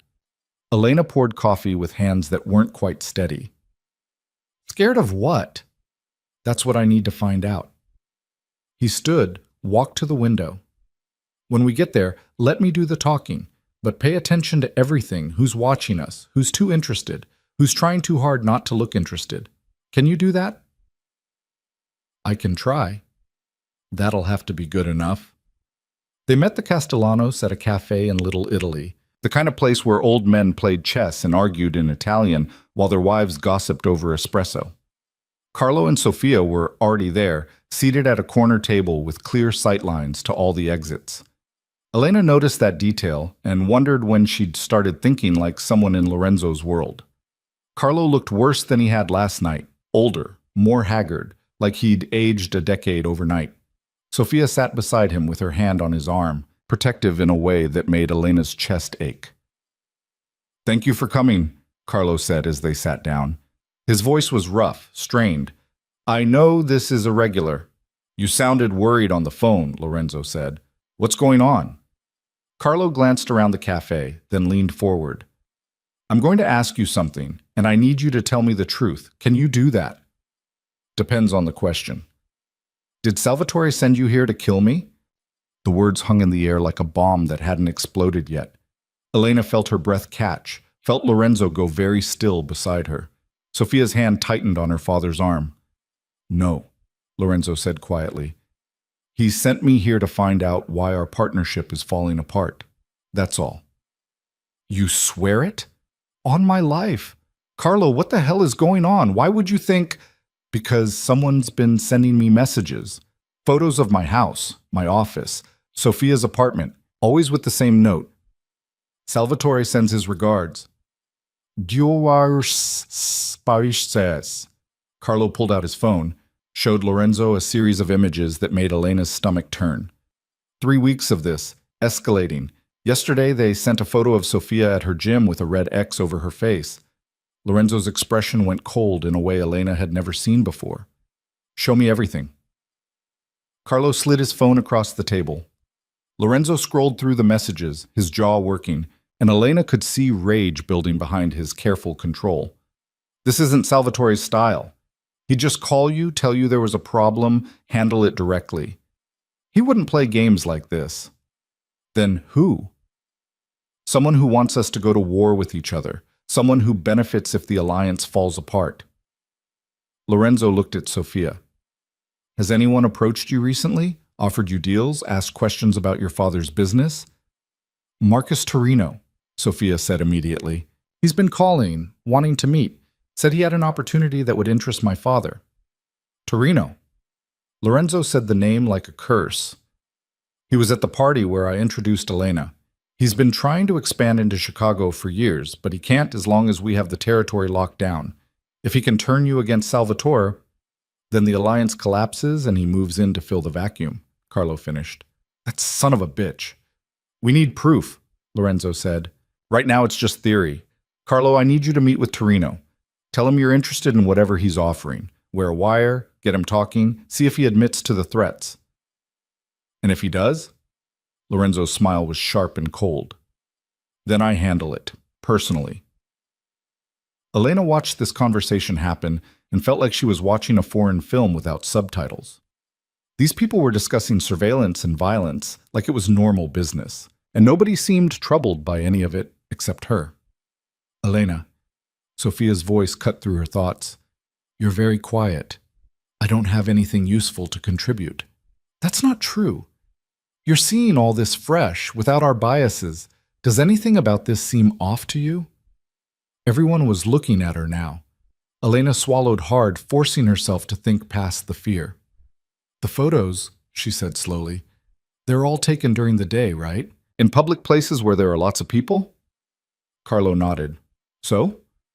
So whoever's taking them isn't trying to hide. They want you to know you're being watched. That's not reconnaissance, that's intimidation. They're trying to scare you into making a mistake. Lorenzo looked at her with something that might have been respect. She's right. This whole thing is theater. Torino wants you paranoid enough to act without thinking, desperate enough to take whatever deal he's offering. Which means we need to turn the tables, Sophia said. Make him think it's working while we gather evidence. They spent the next hour planning, Carlo and Lorenzo working out details while Sophia and Elena sat in careful silence. Elena watched Lorenzo operate and saw a different side of him, strategic, precise, but also protective of Carlo in a way that seemed genuine. He cared about this alliance, about these people, even if he'd never admit it. Finally, Carlo stood, embracing Lorenzo. Thank you for believing me, for not assuming Salvatore sent you to clean up a problem. Your family, Lorenzo said simply. That means something. After they left, Lorenzo steered Elena toward the waterfront, walking in silence until they found a bench overlooking the lake. The wind was brutal, cutting through Elena's coat like it wasn't there, but Lorenzo seemed not to notice. You did good back there, he said. I barely said anything. You said the right thing. That's worth more than saying a lot of wrong things. He was quiet for a moment, watching the water. This is what my life looks like, Elena. Threats and counter-threats, alliances that shift like sand, people trying to kill each other over territory and pride. You sure you want to be part of it? I'm already part of it. I don't think I get to back out now. You could. I could arrange it. Divorce, settlement, protection. You'd be set for life. Elena looked at him. Is that what you want? I'm asking what you want. It was a fair question, and Elena didn't have a good answer. What did she want? A few weeks ago, she would have said safety, security, enough money to save her father's company. She had all that now. But somewhere along the way, things had gotten complicated. She'd started to see Lorenzo as more than just a transaction, started to understand the weight he carried, the impossible choices he made daily. I want to see this through, she said finally. Whatever this is. I made a commitment, and I'm not walking away from it. Lorenzo studied her for a long moment. You're either very brave or very stupid. Can it be both? He almost smiled. Yeah, I guess it can. They stayed there until the cold became unbearable, then walked back to the hotel in silence that felt less hostile than it used to. Elena was learning to read Lorenzo's moods, the subtle shifts in his expression that meant he was thinking, planning, calculating odds. Right now he looked worried, which scared her more than anything else. If Lorenzo Vieri was worried, things must be very bad. That night, Elena lay in bed listening to Lorenzo make phone calls in Italian, his voice low and urgent. She caught Salvatore's name several times, Torino's too, and words that sounded like warnings. Whatever was happening in Chicago was bigger than a simple alliance dispute. It was something that could get people killed, including them. She must have dozed off eventually because she woke to silence and darkness and the feeling that something was wrong. The suite was too quiet. Elena slipped out of bed, padding into the living room, and found it empty. Lorenzo's bedroom door was open, his bed untouched. He was gone. Panic hit immediately. Elena checked her phone. Nothing. Checked the bathroom, the hallway outside, came back to the suite, and tried to think rationally. Maybe he'd gone to meet Carlo. Maybe this was normal. Maybe she was overreacting. Then she saw the note on the kitchen counter, Lorenzo's sharp handwriting. Stay inside. Lock the door. Don't answer for anyone but me. Elena's hands shook as she locked the deadbolt, the chain, everything. She tried calling Lorenzo, but it went straight to voicemail. Tried texting, nothing. She was alone in a hotel in Chicago with no idea what was happening, or if Lorenzo was safe, or if someone was coming for her next. The hours crawled by. Elena sat on the couch with all the lights on, jumping at every sound. At some point, she must have fallen asleep because she woke to pounding on the door and Lorenzo's voice saying her name. She fumbled with the locks, threw the door open, and found Lorenzo standing there with blood on his shirt and a cut above his eyebrow that was still bleeding. What happened? Elena grabbed his arm, pulling him inside. Are you hurt? Should I call? I'm fine, it's not my blood. Lorenzo let her guide him to the bathroom, sat on the edge of the tub while she dampened a towel. Most of it's not my blood, anyway. Most of it? Elena pressed the towel to his forehead, trying to stop the bleeding. Lorenzo, what the hell happened? Torino moved faster than I expected. Sent people to Carlo's house tonight. If I hadn't been there... He stopped, jaw tight. They're dead now. Carlo's safe. But this is officially a war. Elena's hands were shaking so badly she could barely hold the towel. You killed them. I did what I had to do to protect my family. Lorenzo caught her wrist, held it steady. I told you this was what my life looked like. This is the reality, Elena. Blood and violence and impossible choices. If you can't handle that, you need to leave now. I'm not leaving. Then you need to understand something. He stood, towering over her in the small bathroom. This gets worse from here. Torino's going to retaliate. He's going to come after everyone I care about, which means he's going to come after you. I can protect you, but only if you do exactly what I say. No questions, no hesitation. Can you do that? Elena looked at the blood on his shirt, the cut on his face, the cold fury in his eyes. She should be terrified, should be running. Instead, she found herself nodding. Yes, I can do that. Good. Lorenzo turned on the shower. I need to clean up, then we're leaving. Pack everything. We're going back to New York tonight. What about Carlo? He's coming with us, so is Sofia. Salvatore is sending people to handle the Chicago situation, but I'm getting you somewhere safe first.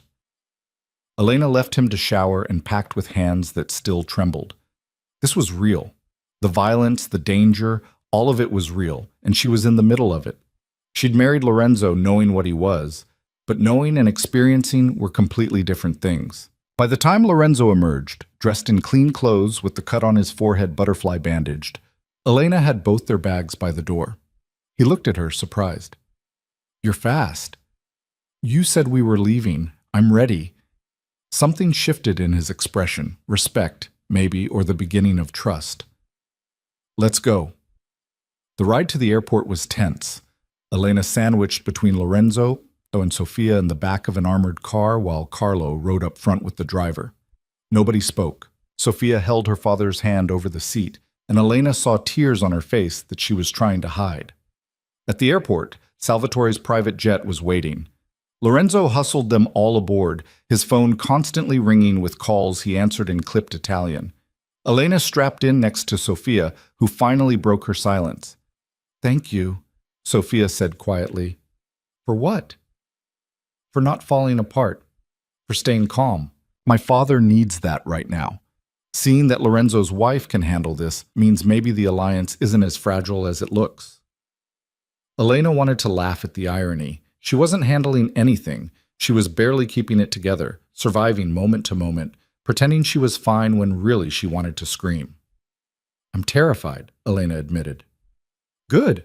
That means you're not stupid. Sophia wiped her eyes. But you're still here, which means you're braver than you think.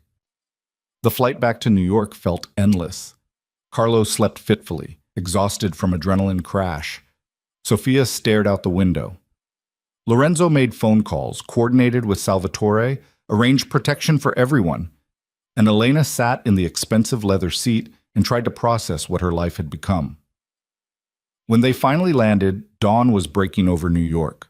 Salvatore was waiting at the airfield with enough security to start a small war, pulling Carlo into an embrace that looked genuinely relieved. You're safe, Salvatore said. That's what matters. Thanks to your nephew. Carlo clapped Lorenzo on the shoulder. He saved my life, saved Sophia's too. Salvatore looked at Lorenzo with something Elena couldn't quite read, pride maybe, or assessment. You did well, as always.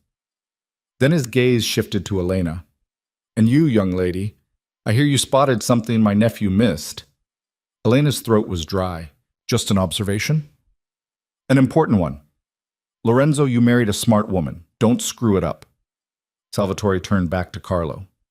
Come, let's get you somewhere secure. We have a lot to discuss. They left in a convoy of black cars, headed to Salvatore's estate.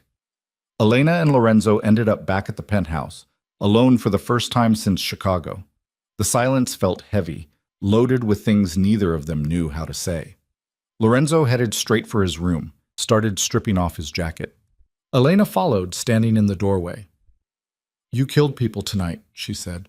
I did. How many? Lorenzo turned to look at her. Does it matter? I don't know. Maybe. Elena wrapped her arms around herself.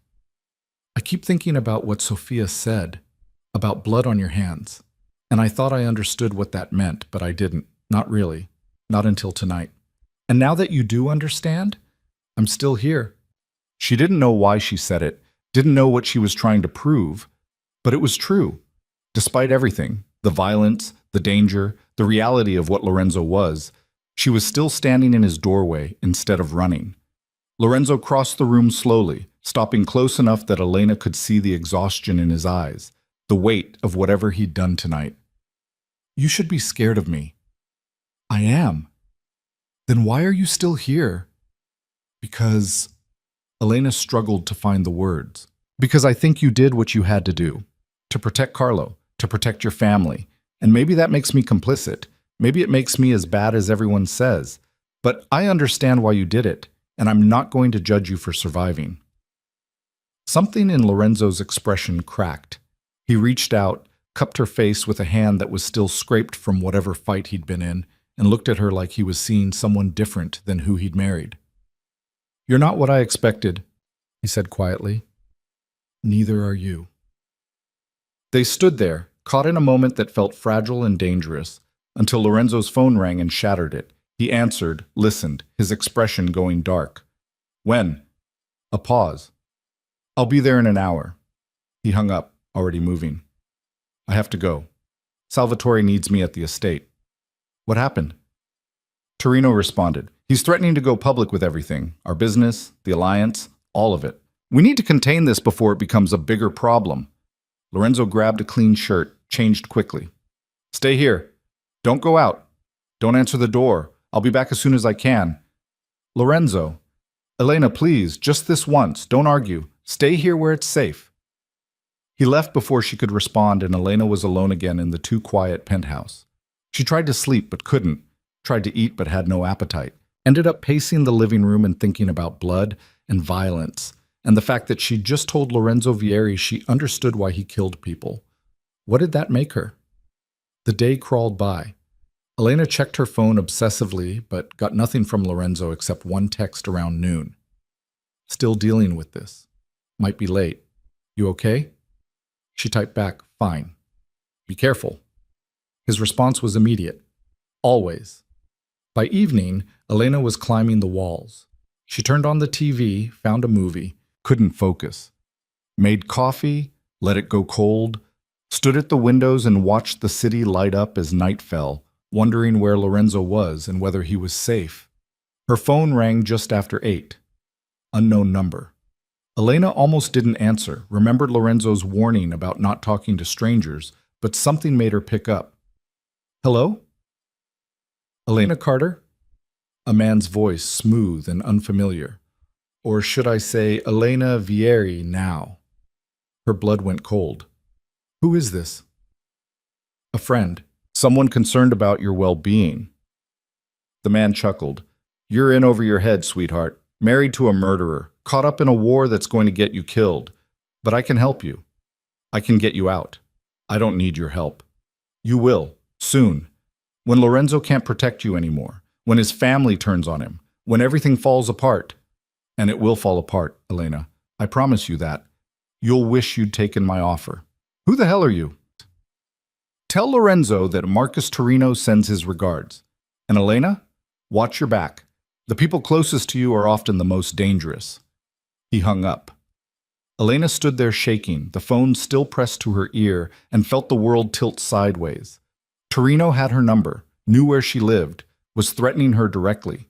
She called Lorenzo immediately, voicemail, texted him. Torino called me. He knows my number. No response. Elena tried to stay calm, tried to think rationally, but panic was setting in. She was alone, exposed, and the man who'd just threatened Chicago was now threatening her. She needed to tell someone, needed help, needed... The lights went out. Every light in the penthouse all at once, plunging her into darkness. Elena's heart hammered against her ribs as she fumbled for her phone, used it as a flashlight. The building's backup generator should have kicked in immediately. They didn't. Someone had cut the power, on purpose. Elena moved toward her bedroom, thinking about the panic button Lorenzo had shown her on her first day, a switch hidden behind a painting that would alert his security. She was almost there when she heard it, the front door opening. She froze, listening. Footsteps in the hallway, heavy and deliberate. More than one person. They weren't trying to be quiet. Elena ran, stumbling in the dark toward the bedroom, her hands shaking so badly she could barely work the doorknob. She slammed it shut, locked it, shoved a chair under the handle, like that would do anything against people who'd already bypassed the penthouse's security. Where was the panic button? Behind which painting? Her mind went blank, terror overriding everything Lorenzo had taught her. The bedroom door shuddered as someone hit it from the other side. Once. Twice. The chair wouldn't hold. Elena grabbed her phone, dialed 911, heard the operator answer. Someone's breaking into my apartment. She gasped out the address. Please, I need... The door burst open, the chair splintering like kindling. Two men filled the doorway, backlit by emergency lighting from the hallway. Elena couldn't see their faces, could only see them moving toward her. She did the only thing she could think of. She screamed. One of the men lunged. Elena threw her phone at him, backed into the corner, and felt her legs hit the bed. She was trapped. No way out. This was how it ended. Gunshots exploded through the penthouse. So loud, Elena's ears rang. The men in her doorway turned, surprised, and then Lorenzo was there, appearing like something out of a nightmare, gun in hand and fury on his face. He shot the first man without hesitation. The second tried to run, and Lorenzo shot him too, both bodies dropping like puppets with cut strings. Then he was across the room, grabbing Elena, checking her for injuries. Are you hurt? Elena, look at me. Are you hurt? She couldn't speak, couldn't breathe, just shook her head while her whole body trembled. It's okay. You're safe. I've got you. Lorenzo pulled her against his chest, one arm tight around her while he kept the gun ready in his other hand. Building security's been compromised. We need to move. Can you walk? Elena nodded, though she wasn't sure it was true. Lorenzo half carried her through the penthouse, stepping over bodies without looking at them, moving with the kind of lethal efficiency that suggested he'd done this before. More gunshots echoed from somewhere else in the building, shouting, chaos. They made it to the stairwell, started descending. Lorenzo's phone rang, and he answered without breaking stride. Salvatore. Yeah, we're both alive. Building's compromised. Torino's people got past security. He listened, jaw tight. Understood. We'll be there in 20 minutes. He hung up, kept moving.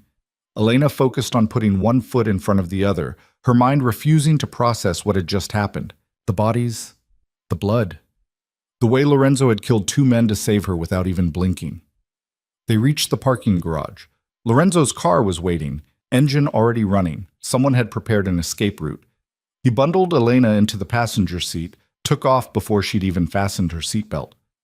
Where are we going? She managed. Salvatore's estate. It's the safest place right now. Lorenzo drove with one hand, the other still holding his gun. Torino made his move. He was hoping to kill me, take you hostage, use you as leverage, but he underestimated how fast I could get back. He called me. Before the power went out, he said, Elena's voice broke. He said I was in over my head, that I should have taken his offer. Lorenzo's hands tightened on the steering wheel. What offer? He didn't say, just that when everything fell apart, I'd wish I'd listened. He's trying to scare you, make you doubt me, doubt the alliance. Classic intimidation tactic. But Lorenzo's voice was strained, and Elena realized he was more shaken than he was letting on. They drove in silence, speeding through New York like laws didn't apply to them. Maybe they didn't. Maybe when you were Lorenzo Vieri, fleeing from an assassination attempt, normal rules stopped mattering. At Salvatore's estate, they were met by armed guards who swept the car before letting them through the gates. The house was lit up like a fortress, every window blazing, people moving with military precision. Salvatore himself met them at the door, pulling Lorenzo into a fierce embrace. Thank God you're both alive. When I heard Torino hit your building, we're fine. But he got closer than he should have. Lorenzo kept Elena tucked against his side, protective in a way she'd never experienced. How did he get past our security? Someone on the inside. We're finding out who. Salvatore's gaze shifted to Elena, softening. You've had a terrible night, child. Carlotta will show you to a room where you can rest. I'm not leaving Lorenzo, Elena said, surprising herself. Elena, Lorenzo started. No, I'm not leaving you. Not after... She couldn't finish the sentence, couldn't articulate the terror of those moments when she thought she was going to die, when Lorenzo had appeared like her mind had conjured him from desperate hope. Lorenzo looked at her, really looked at her, and something passed between them.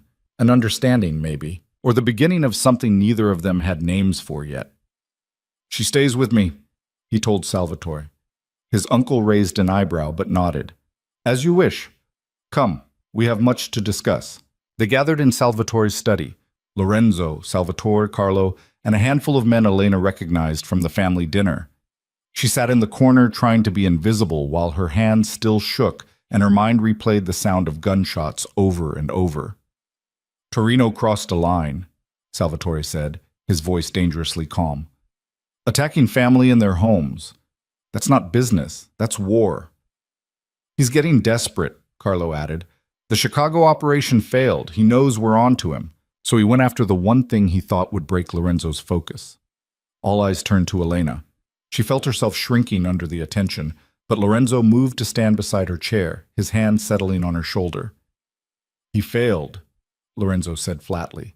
Elena's safe, and now we know exactly how far Torino's willing to go. Which means we end this. Tonight. How? One of the other men asked. We hit him where it hurts. His operations, his money, his reputation, all of it, all at once. By tomorrow morning, Marcus Torino should be radioactive. Nobody will touch him, nobody will work with him, and he'll be so busy defending what's left that he won't have time to come after us. Salvatore leaned back, considering. That's aggressive. He tried to kill my wife. Aggressive is the only response. The possessiveness in that statement, my wife, sent something warm through Elena's chest despite everything. Lorenzo meant it. Maybe not the way a real husband would mean it, but he meant it nonetheless. Do it, Salvatore said, but carefully. We can't afford mistakes. The men scattered to make phone calls, coordinate attacks, mobilize resources. Elena watched them transform from businessmen into something else, something efficient and deadly. This was what they'd been trained for, she realized. Not just running legitimate businesses, but waging war when necessary. Lorenzo stayed with her, making his own calls in rapid Italian while his hand remained on her shoulder like an anchor. Finally, the room cleared except for the two of them, and he knelt in front of her chair so they were eye level. "Are you really okay?" he asked quietly. "I don't know. Am I supposed to be okay after people tried to kill me?" "No. You're supposed to be traumatized and angry and maybe a little broken. That's normal." His thumb traced circles on her knee, absent and soothing. "But you're still here, still functioning. That's what matters." Elena looked at him, really looked at him, and saw past the carefully constructed walls to the person underneath. Lorenzo was scared too, she realized, not of Torino, not of the violence, but of losing something he'd convinced himself he didn't care about. "You saved my life," she said. "I did what any husband would do." "We both know you're not any husband." Lorenzo's mouth twitched. "No, I guess I'm not." He stood, pulling her up with him. "Come on! You need to eat something, and then you need to sleep. Real sleep, not whatever you've been doing the past few nights." "I can't sleep after." "You can, and you will, because tomorrow's going to be complicated, and I need you sharp." He guided her out of the study and through hallways that felt less threatening now, with armed guards at every turn. "Carlotta prepared a room for us. Well, for you. But I'm not letting you out of my sight tonight, so I guess it's for both of us." The room was beautiful in an old-world way. Four-poster bed, antique furniture, windows overlooking the gardens. Someone had laid out pajamas for Elena, toiletries, everything she might need. Carlotta's work, probably. "I'll be right outside," but Lorenzo said. "If you need anything, stay." The word came out before Elena could stop it. "Please, I don't want to be alone." Lorenzo hesitated, then nodded. "Okay, I'll stay." Elena changed in the bathroom, her body moving on autopilot while her mind refused to settle.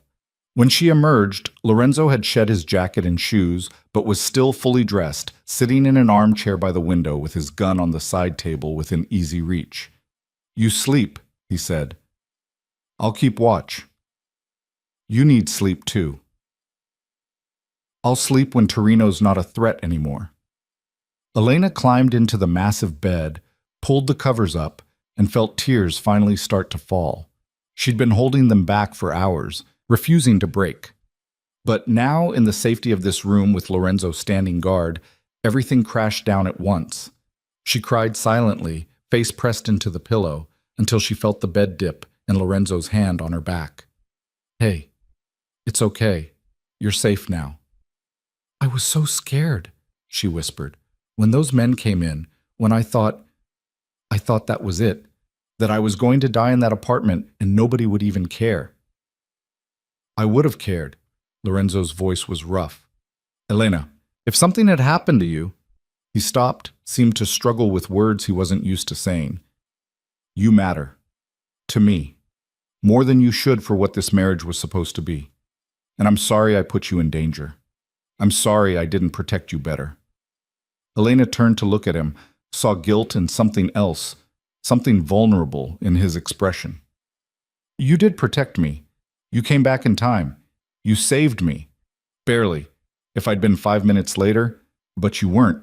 You were there when I needed you. That's what matters." Lorenzo was quiet for a long moment, his hand still warm against her back. "I don't know how to do this," he admitted. "Care about someone. Let them matter. I've spent my whole life keeping people at arm's length because caring is a weakness in my world. But you—" He shook his head. "You make it hard to keep that distance. Maybe you're not supposed to keep it. Maybe not. But I don't know what happens if I let you in, Elena. I don't know if I'm capable of being what you'd need." Elena sat up, facing him fully. "I don't need you to be perfect. I don't need romance or grand gestures or any of that fairy tale garbage.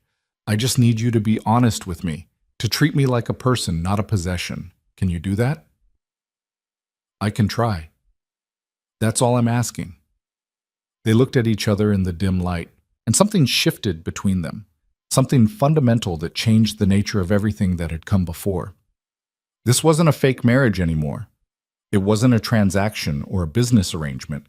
It was two people who'd survived something terrible together and found unexpected connection in the aftermath. Lorenzo leaned in slowly, giving her time to pull away, and kissed her. It was nothing like the perfunctory kiss at their wedding. This was real, deliberate, full of emotion he didn't know how to express any other way. Elena kissed him back, pouring everything she couldn't say into it, and felt his hand cup her face with a gentleness that contradicted everything she knew about him. When they finally broke apart, both breathing hard, Lorenzo rested his forehead against hers. "This is a terrible idea," he murmured. "Probably the worst. We should stop." "We should?" Neither of them moved. Elena's hands had found their way to Lorenzo's chest, feeling his heartbeat racing beneath her palms. He was scared too, she realized. Scared of this, of what it meant, of where it might lead. "Stay with me," Elena said. "Not in the chair. Here." Lorenzo pulled back just enough to search her face. "Are you sure?" "I'm not sure about anything anymore, but I know I don't want to be alone tonight, and I know I trust you more than I should. So yes, stay." He kicked off his remaining clothes down to his undershirt and pants, settled beside her in the bed, and pulled her against his chest. Elena fit there like she'd been designed for that exact space, her head tucked under his chin, his arms wrapped around her. "Thank you," she whispered. "For what?" "For not letting me die. For caring enough to come back. For being more than what I expected." Lorenzo's arms tightened. "Get some sleep. Tomorrow's going to be rough."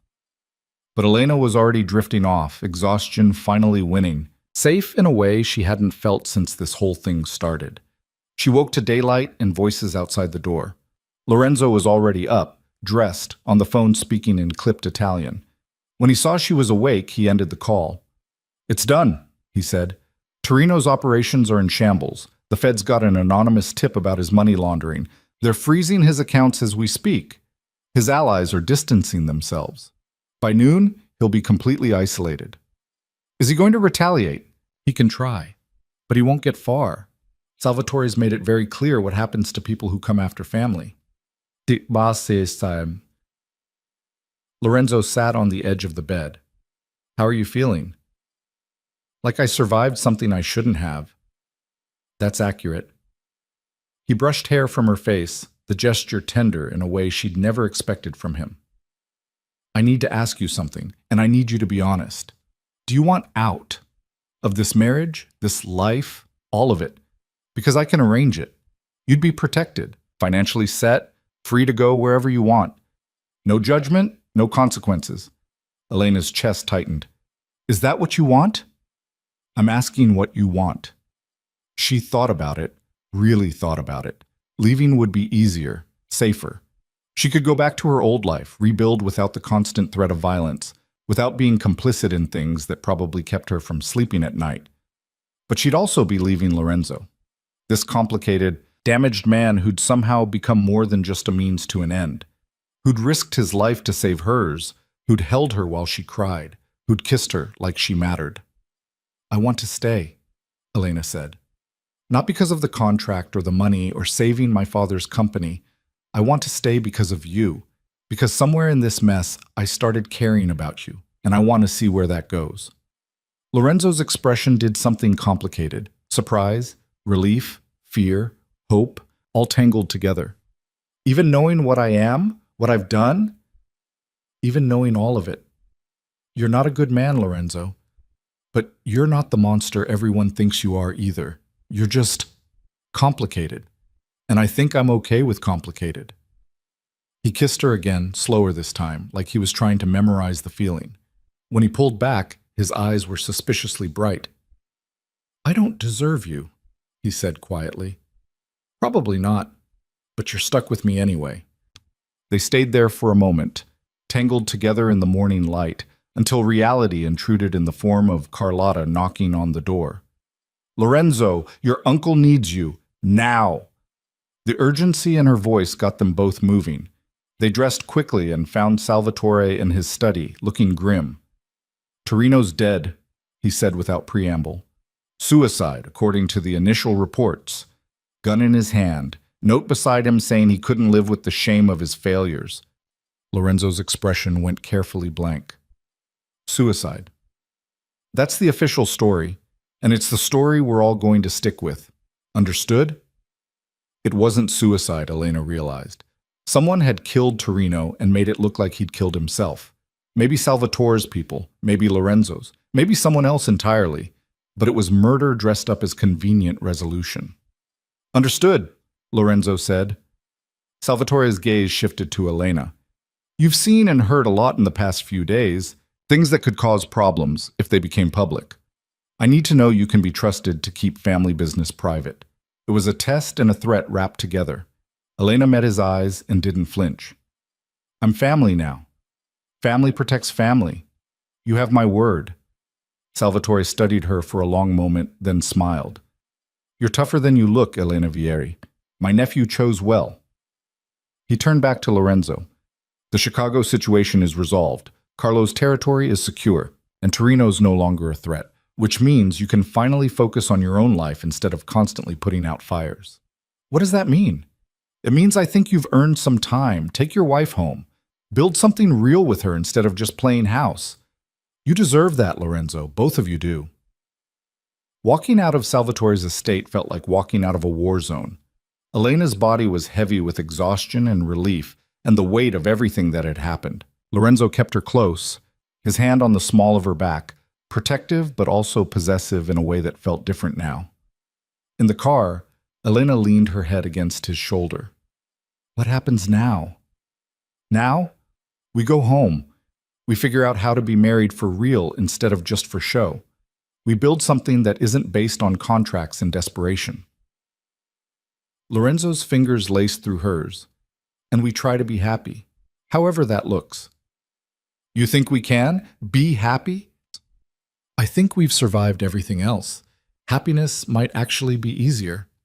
They drove back to the city in comfortable silence, watching New York wake up to a morning that felt different somehow. The penthouse had been cleaned and secured, all evidence of the attack erased like it never happened. But Elena would carry the memory of those moments forever. The terror, the gunshots, the way Lorenzo had appeared like salvation. Over the next few weeks, things shifted in ways Elena couldn't have predicted. Lorenzo started coming home earlier, trading late-night business calls for dinners with her. They talked, really talked, about their pasts, their fears, their hopes for whatever future they were building. He introduced her to parts of his world that were legitimate, businesses he was trying to transition into legal territory, foundations he supported that helped at-risk kids avoid the life he'd lived. "I want to do something good," he told her one night, standing in his office surrounded by papers. "Build something that isn't just about money or power, something that matters." Elena helped him research options, discovered she had a talent for organization and strategy that had been wasted on her failed marriage to Marcus. Together they started planning a foundation focused on helping struggling businesses transition to sustainable models, exactly the kind of help Carter Textiles had needed but couldn't afford. Her father noticed the change in her. "You're happy?" he said during one of their weekly lunches. "Really happy. I can see it on your face." "I am," Elena admitted, and realized it was true. Despite everything, the violence, the fear, the moral compromises, she was happier than she'd been in years. Lorenzo saw her, valued her, treated her like a partner instead of an accessory. He asked her opinion on business decisions, trusted her judgment, made space for her in his life in ways Marcus never had. "Lorenzo's good for you," her father continued. "I knew it the moment I met him. He looks at you like you're the most important thing in the world." Elena thought about that look, the way Lorenzo's eyes softened when he saw her, the way his whole demeanor changed when she entered a room. It wasn't performance anymore. It was real. 3 months after the Torino incident, Lorenzo came home with an unusual expression, nervous maybe, or uncertain. "I need to talk to you about something," he said. Elena's stomach dropped. "Okay. Our marriage, the contract, it was supposed to be 18 months, then we divorce and go our separate ways." He sat beside her on the couch, took her hand. I don't want that anymore. I don't want to divorce you, don't want you to go anywhere. I want this to be real, permanent, but only if that's what you want too. Relief flooded through her. You're asking me to stay married to you? For real this time? I'm asking if you'll choose me again, not because of money or contracts or saving your father's company, but because you want to, because this marriage is worth keeping. Elena thought about the girl who'd stepped into Lorenzo's car that rainy night, desperate and broken and out of options. She'd been surviving, not living, going through motions because she didn't know what else to do. And now here she was, married to a complicated man with blood on his hands and surprising gentleness in his heart, building something that felt more real than anything she'd had before. Yes, she said. I choose you. I choose us. For real this time. Lorenzo's smile was brilliant and rare and worth everything she'd been through to get here. He pulled a small box from his pocket, opened it to reveal a different ring. Not the massive diamond from their fake wedding, but something simpler, more personal. A sapphire surrounded by small diamonds, elegant and understated. I want to do this right, he said.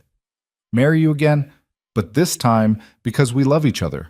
Not in some Vegas chapel, but somewhere that matters. With your father there, with my family, with everyone who's important to us. What do you think? I think you're secretly a romantic under all that cynicism. Don't tell anyone. It'll ruin my reputation. They planned the ceremony for spring in the gardens at Salvatore's estate. It was small, just family and close friends, but it felt more significant than any big wedding could have been. Elena's father walked her down the makeshift aisle, tears streaming down his face, while Lorenzo waited at the end, looking like he couldn't quite believe this was happening. You're sure about this? Her father whispered. It's not too late to run. I'm sure, Dad. He's a good man. Complicated, but good. He better be, or he'll have me to answer to. The ceremony was simple. They exchanged the same vows that millions of couples had exchanged before them, but this time the words meant something. When Lorenzo slid the sapphire ring onto her finger, his hand shook slightly, and Elena realized he was just as affected as she was. I love you, he said, quiet enough that only she could hear. I don't know when it happened or how, but I love you, and I'm going to spend the rest of my life trying to deserve you. You already do, Elena whispered back, just by being honest with me, by letting me see who you really are.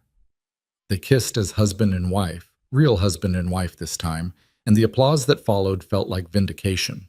They'd started this as a business arrangement and somehow found something genuine in the wreckage. The reception was warm and full of laughter, so different from the tense family dinner months ago. Even Marco approached them, slightly drunk, and clapped Lorenzo on the shoulder. You did it, he said.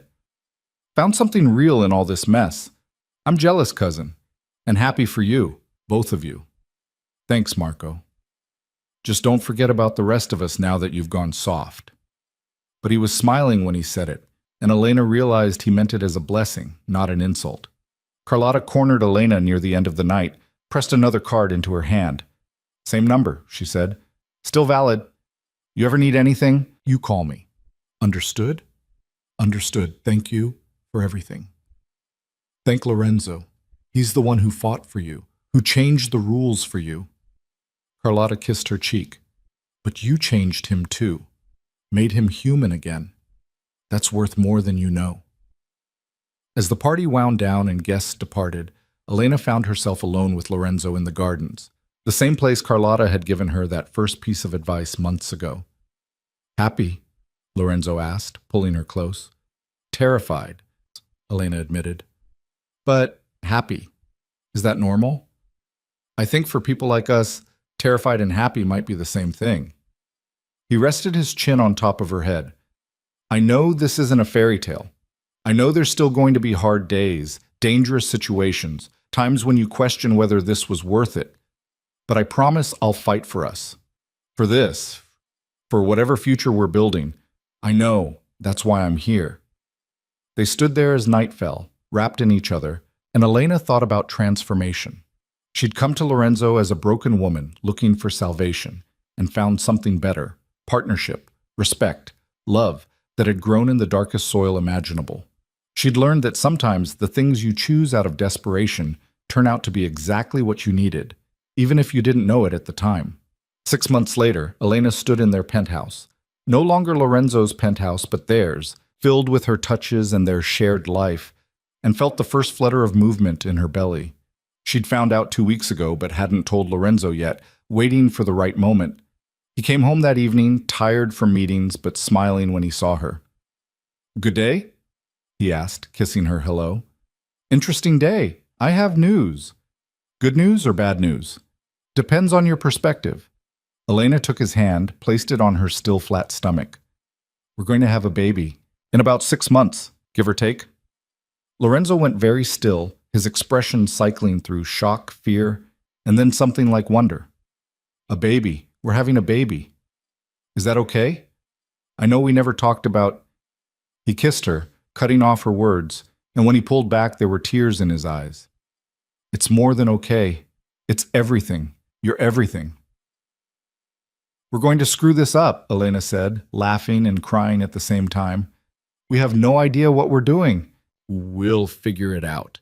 Same way we figured out everything else. Together, scared, making it up as we go." That night they lay in bed, Lorenzo's hand on her stomach like he was already protecting someone who wouldn't exist for months yet, and talked about the future, about raising a child in their complicated world, about teaching them to be better than their parents, about building something that lasted beyond themselves. "I never thought I'd have this," Lorenzo admitted in the dark. "Family, real family, something worth protecting that wasn't just business or money or power. You have it now. We both do." "Yeah, we do." The baby came in February, a boy they named after Elena's father. Robert Lorenzo Vieri arrived screaming and perfect, and watching Lorenzo hold his son for the first time, Elena saw the final wall come down. He looked at that tiny baby with such fierce love and protectiveness that she knew everything, all the fear, all the violence, all the impossible choices had been worth it to get here. Her father came to visit, held his grandson, and looked at Elena with such pride it made her chest ache. "Your mother would have loved this," he said. "Seeing you happy, seeing you with a family of your own. She worried about you, worried you'd never find someone who deserved you. I found someone who didn't deserve me but chose to become someone who did. That's better, I think. Much better." Her father kissed her forehead. "You did good, sweetheart. Built something real from nothing. That takes courage." After he left, Elena stood in the nursery watching Lorenzo change their son's diaper with the kind of concentrated focus he usually reserved for business deals. He was singing softly in Italian, some lullaby his mother must have sung to him, and their son was watching him with wide eyes. This was her life now. Not perfect, not uncomplicated, but real and hard-won and worth every sacrifice it had taken to build it. She'd married a stranger to save her family's legacy and found something better, a partner who'd helped her save herself. Lorenzo looked up, caught her watching, and smiled. "Come here." Elena joined them, and Lorenzo wrapped his free arm around her waist, pulling her close so the three of them stood together in the soft light of the nursery. "Thank you," he said quietly. "For what?" "For saying yes that night in the rain, for taking a chance on me, for staying when you could have left, for giving me this—" He gestured to their son, to the room, to the life they'd built. "All of this. I don't deserve it, but I'm grateful for it every day." "You do deserve it. You've worked hard to become someone who could have this. That's what matters." Outside, the city hummed with life, full of people making their own impossible choices, fighting their own battles, trying to survive in a world that didn't make surviving easy. Elena thought about the girl she'd been, desperate, broken, out of options, and felt grateful for every choice that had led her here, even the hard ones, especially the hard ones. Because sometimes the things that save you don't look like salvation at first. Sometimes they look like danger, like risk, like the worst possible decision you could make. But if you're brave enough to see past the surface, past the fear and the stigma and the judgment, you might find something worth fighting for. Elena had found Lorenzo, and Lorenzo had found her. And together they'd built something that neither of them could have built alone. a family, a future, a foundation for something better than what they'd started with. The foundation they'd planned became real 6 months later, operating out of an office downtown with Elena as director and Lorenzo as primary benefactor. They helped struggling businesses find their footing, provided low-interest loans and strategic consulting, focused on the kinds of companies that banks had given up on. Carter Textiles was their first success story, fully recovered and expanding into sustainable fabrics, her father back at the helm and thriving. But they helped others too, dozens of them. Family businesses on the edge of bankruptcy, immigrant entrepreneurs who couldn't get traditional financing, people who reminded Elena of herself, desperate but capable, needing a chance more than charity. "We're doing something good," she told Lorenzo one night after a particularly successful quarter. "Real good, not just tax write-offs or reputation management. We're actually helping people." That was always the point, build something that matters beyond us. He pulled her close, their son asleep in the next room, the city quiet outside their windows. "I spent too many years building empires of violence and fear. Maybe this is how I make up for it. You can't make up for the past, but you can choose better for the future."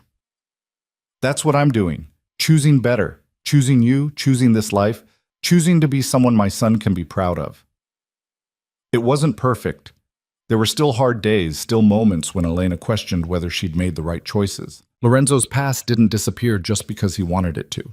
There were still obligations to his family, still situations that required him to make impossible decisions, still blood on his hands that no amount of philanthropy could wash away. But they faced it together, and that made all the difference. Years passed. Their son grew, learned to walk and talk and navigate the complicated world he'd been born into.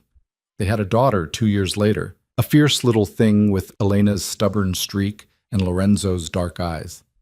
The penthouse filled with toys and laughter and the beautiful chaos of family life. Lorenzo transitioned more of his operations to legitimate business, slowly extracting himself from the violent world that had defined him for so long. It wasn't easy. Men like him didn't just walk away, but with Salvatore's blessing and careful planning, he managed it. Not completely, never completely, but enough that he could sleep at night knowing he was building something clean for his children.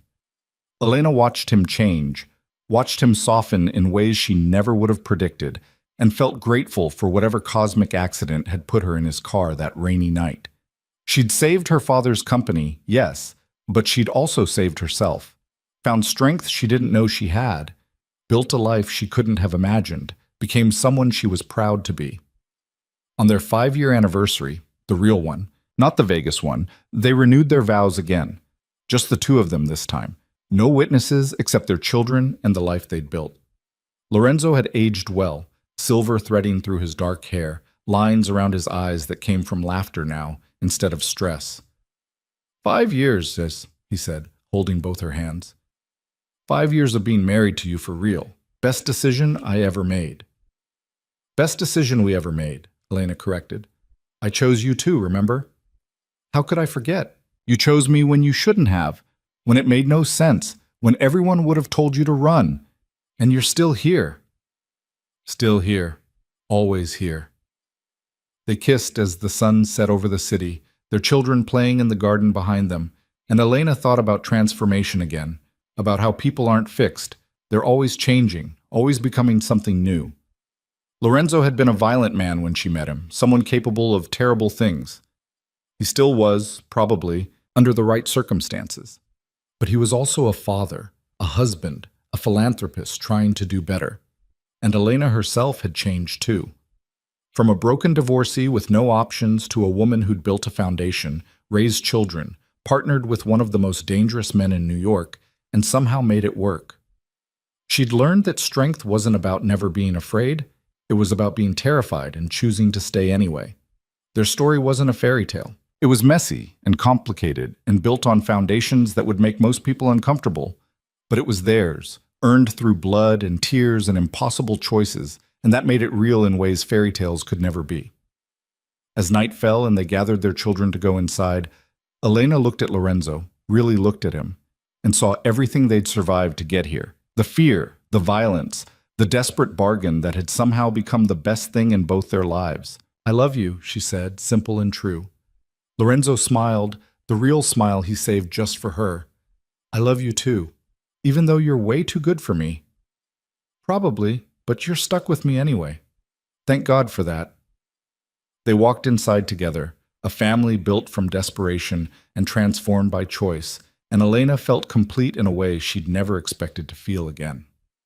This was what she'd been searching for that rainy night when she'd almost stepped into traffic. Not salvation, not rescue, but partnership. Someone who saw her fully and chose her anyway. Someone who let her see them and trusted her with that vulnerability. Lorenzo had given her that, and she'd given it back to him. And together they'd built something that neither of them could have built alone. A life worth living, a love worth fighting for, a future worth believing in. The foundation kept growing. Their children thrived. The years accumulated, each one adding new layers to the life they'd constructed from impossible circumstances. And through it all, Elena and Lorenzo held on to each other, held on to the truth that had saved them both. Sometimes the worst decisions turn out to be the best ones, if you're brave enough to see them through. Sometimes salvation doesn't look like safety. Sometimes it looks like danger, like risk, like a sleek black car stopping in the rain and a dangerous man offering an impossible deal. Sometimes you have to lose everything to find out what you're really capable of. Sometimes you have to marry a stranger to discover who you really are.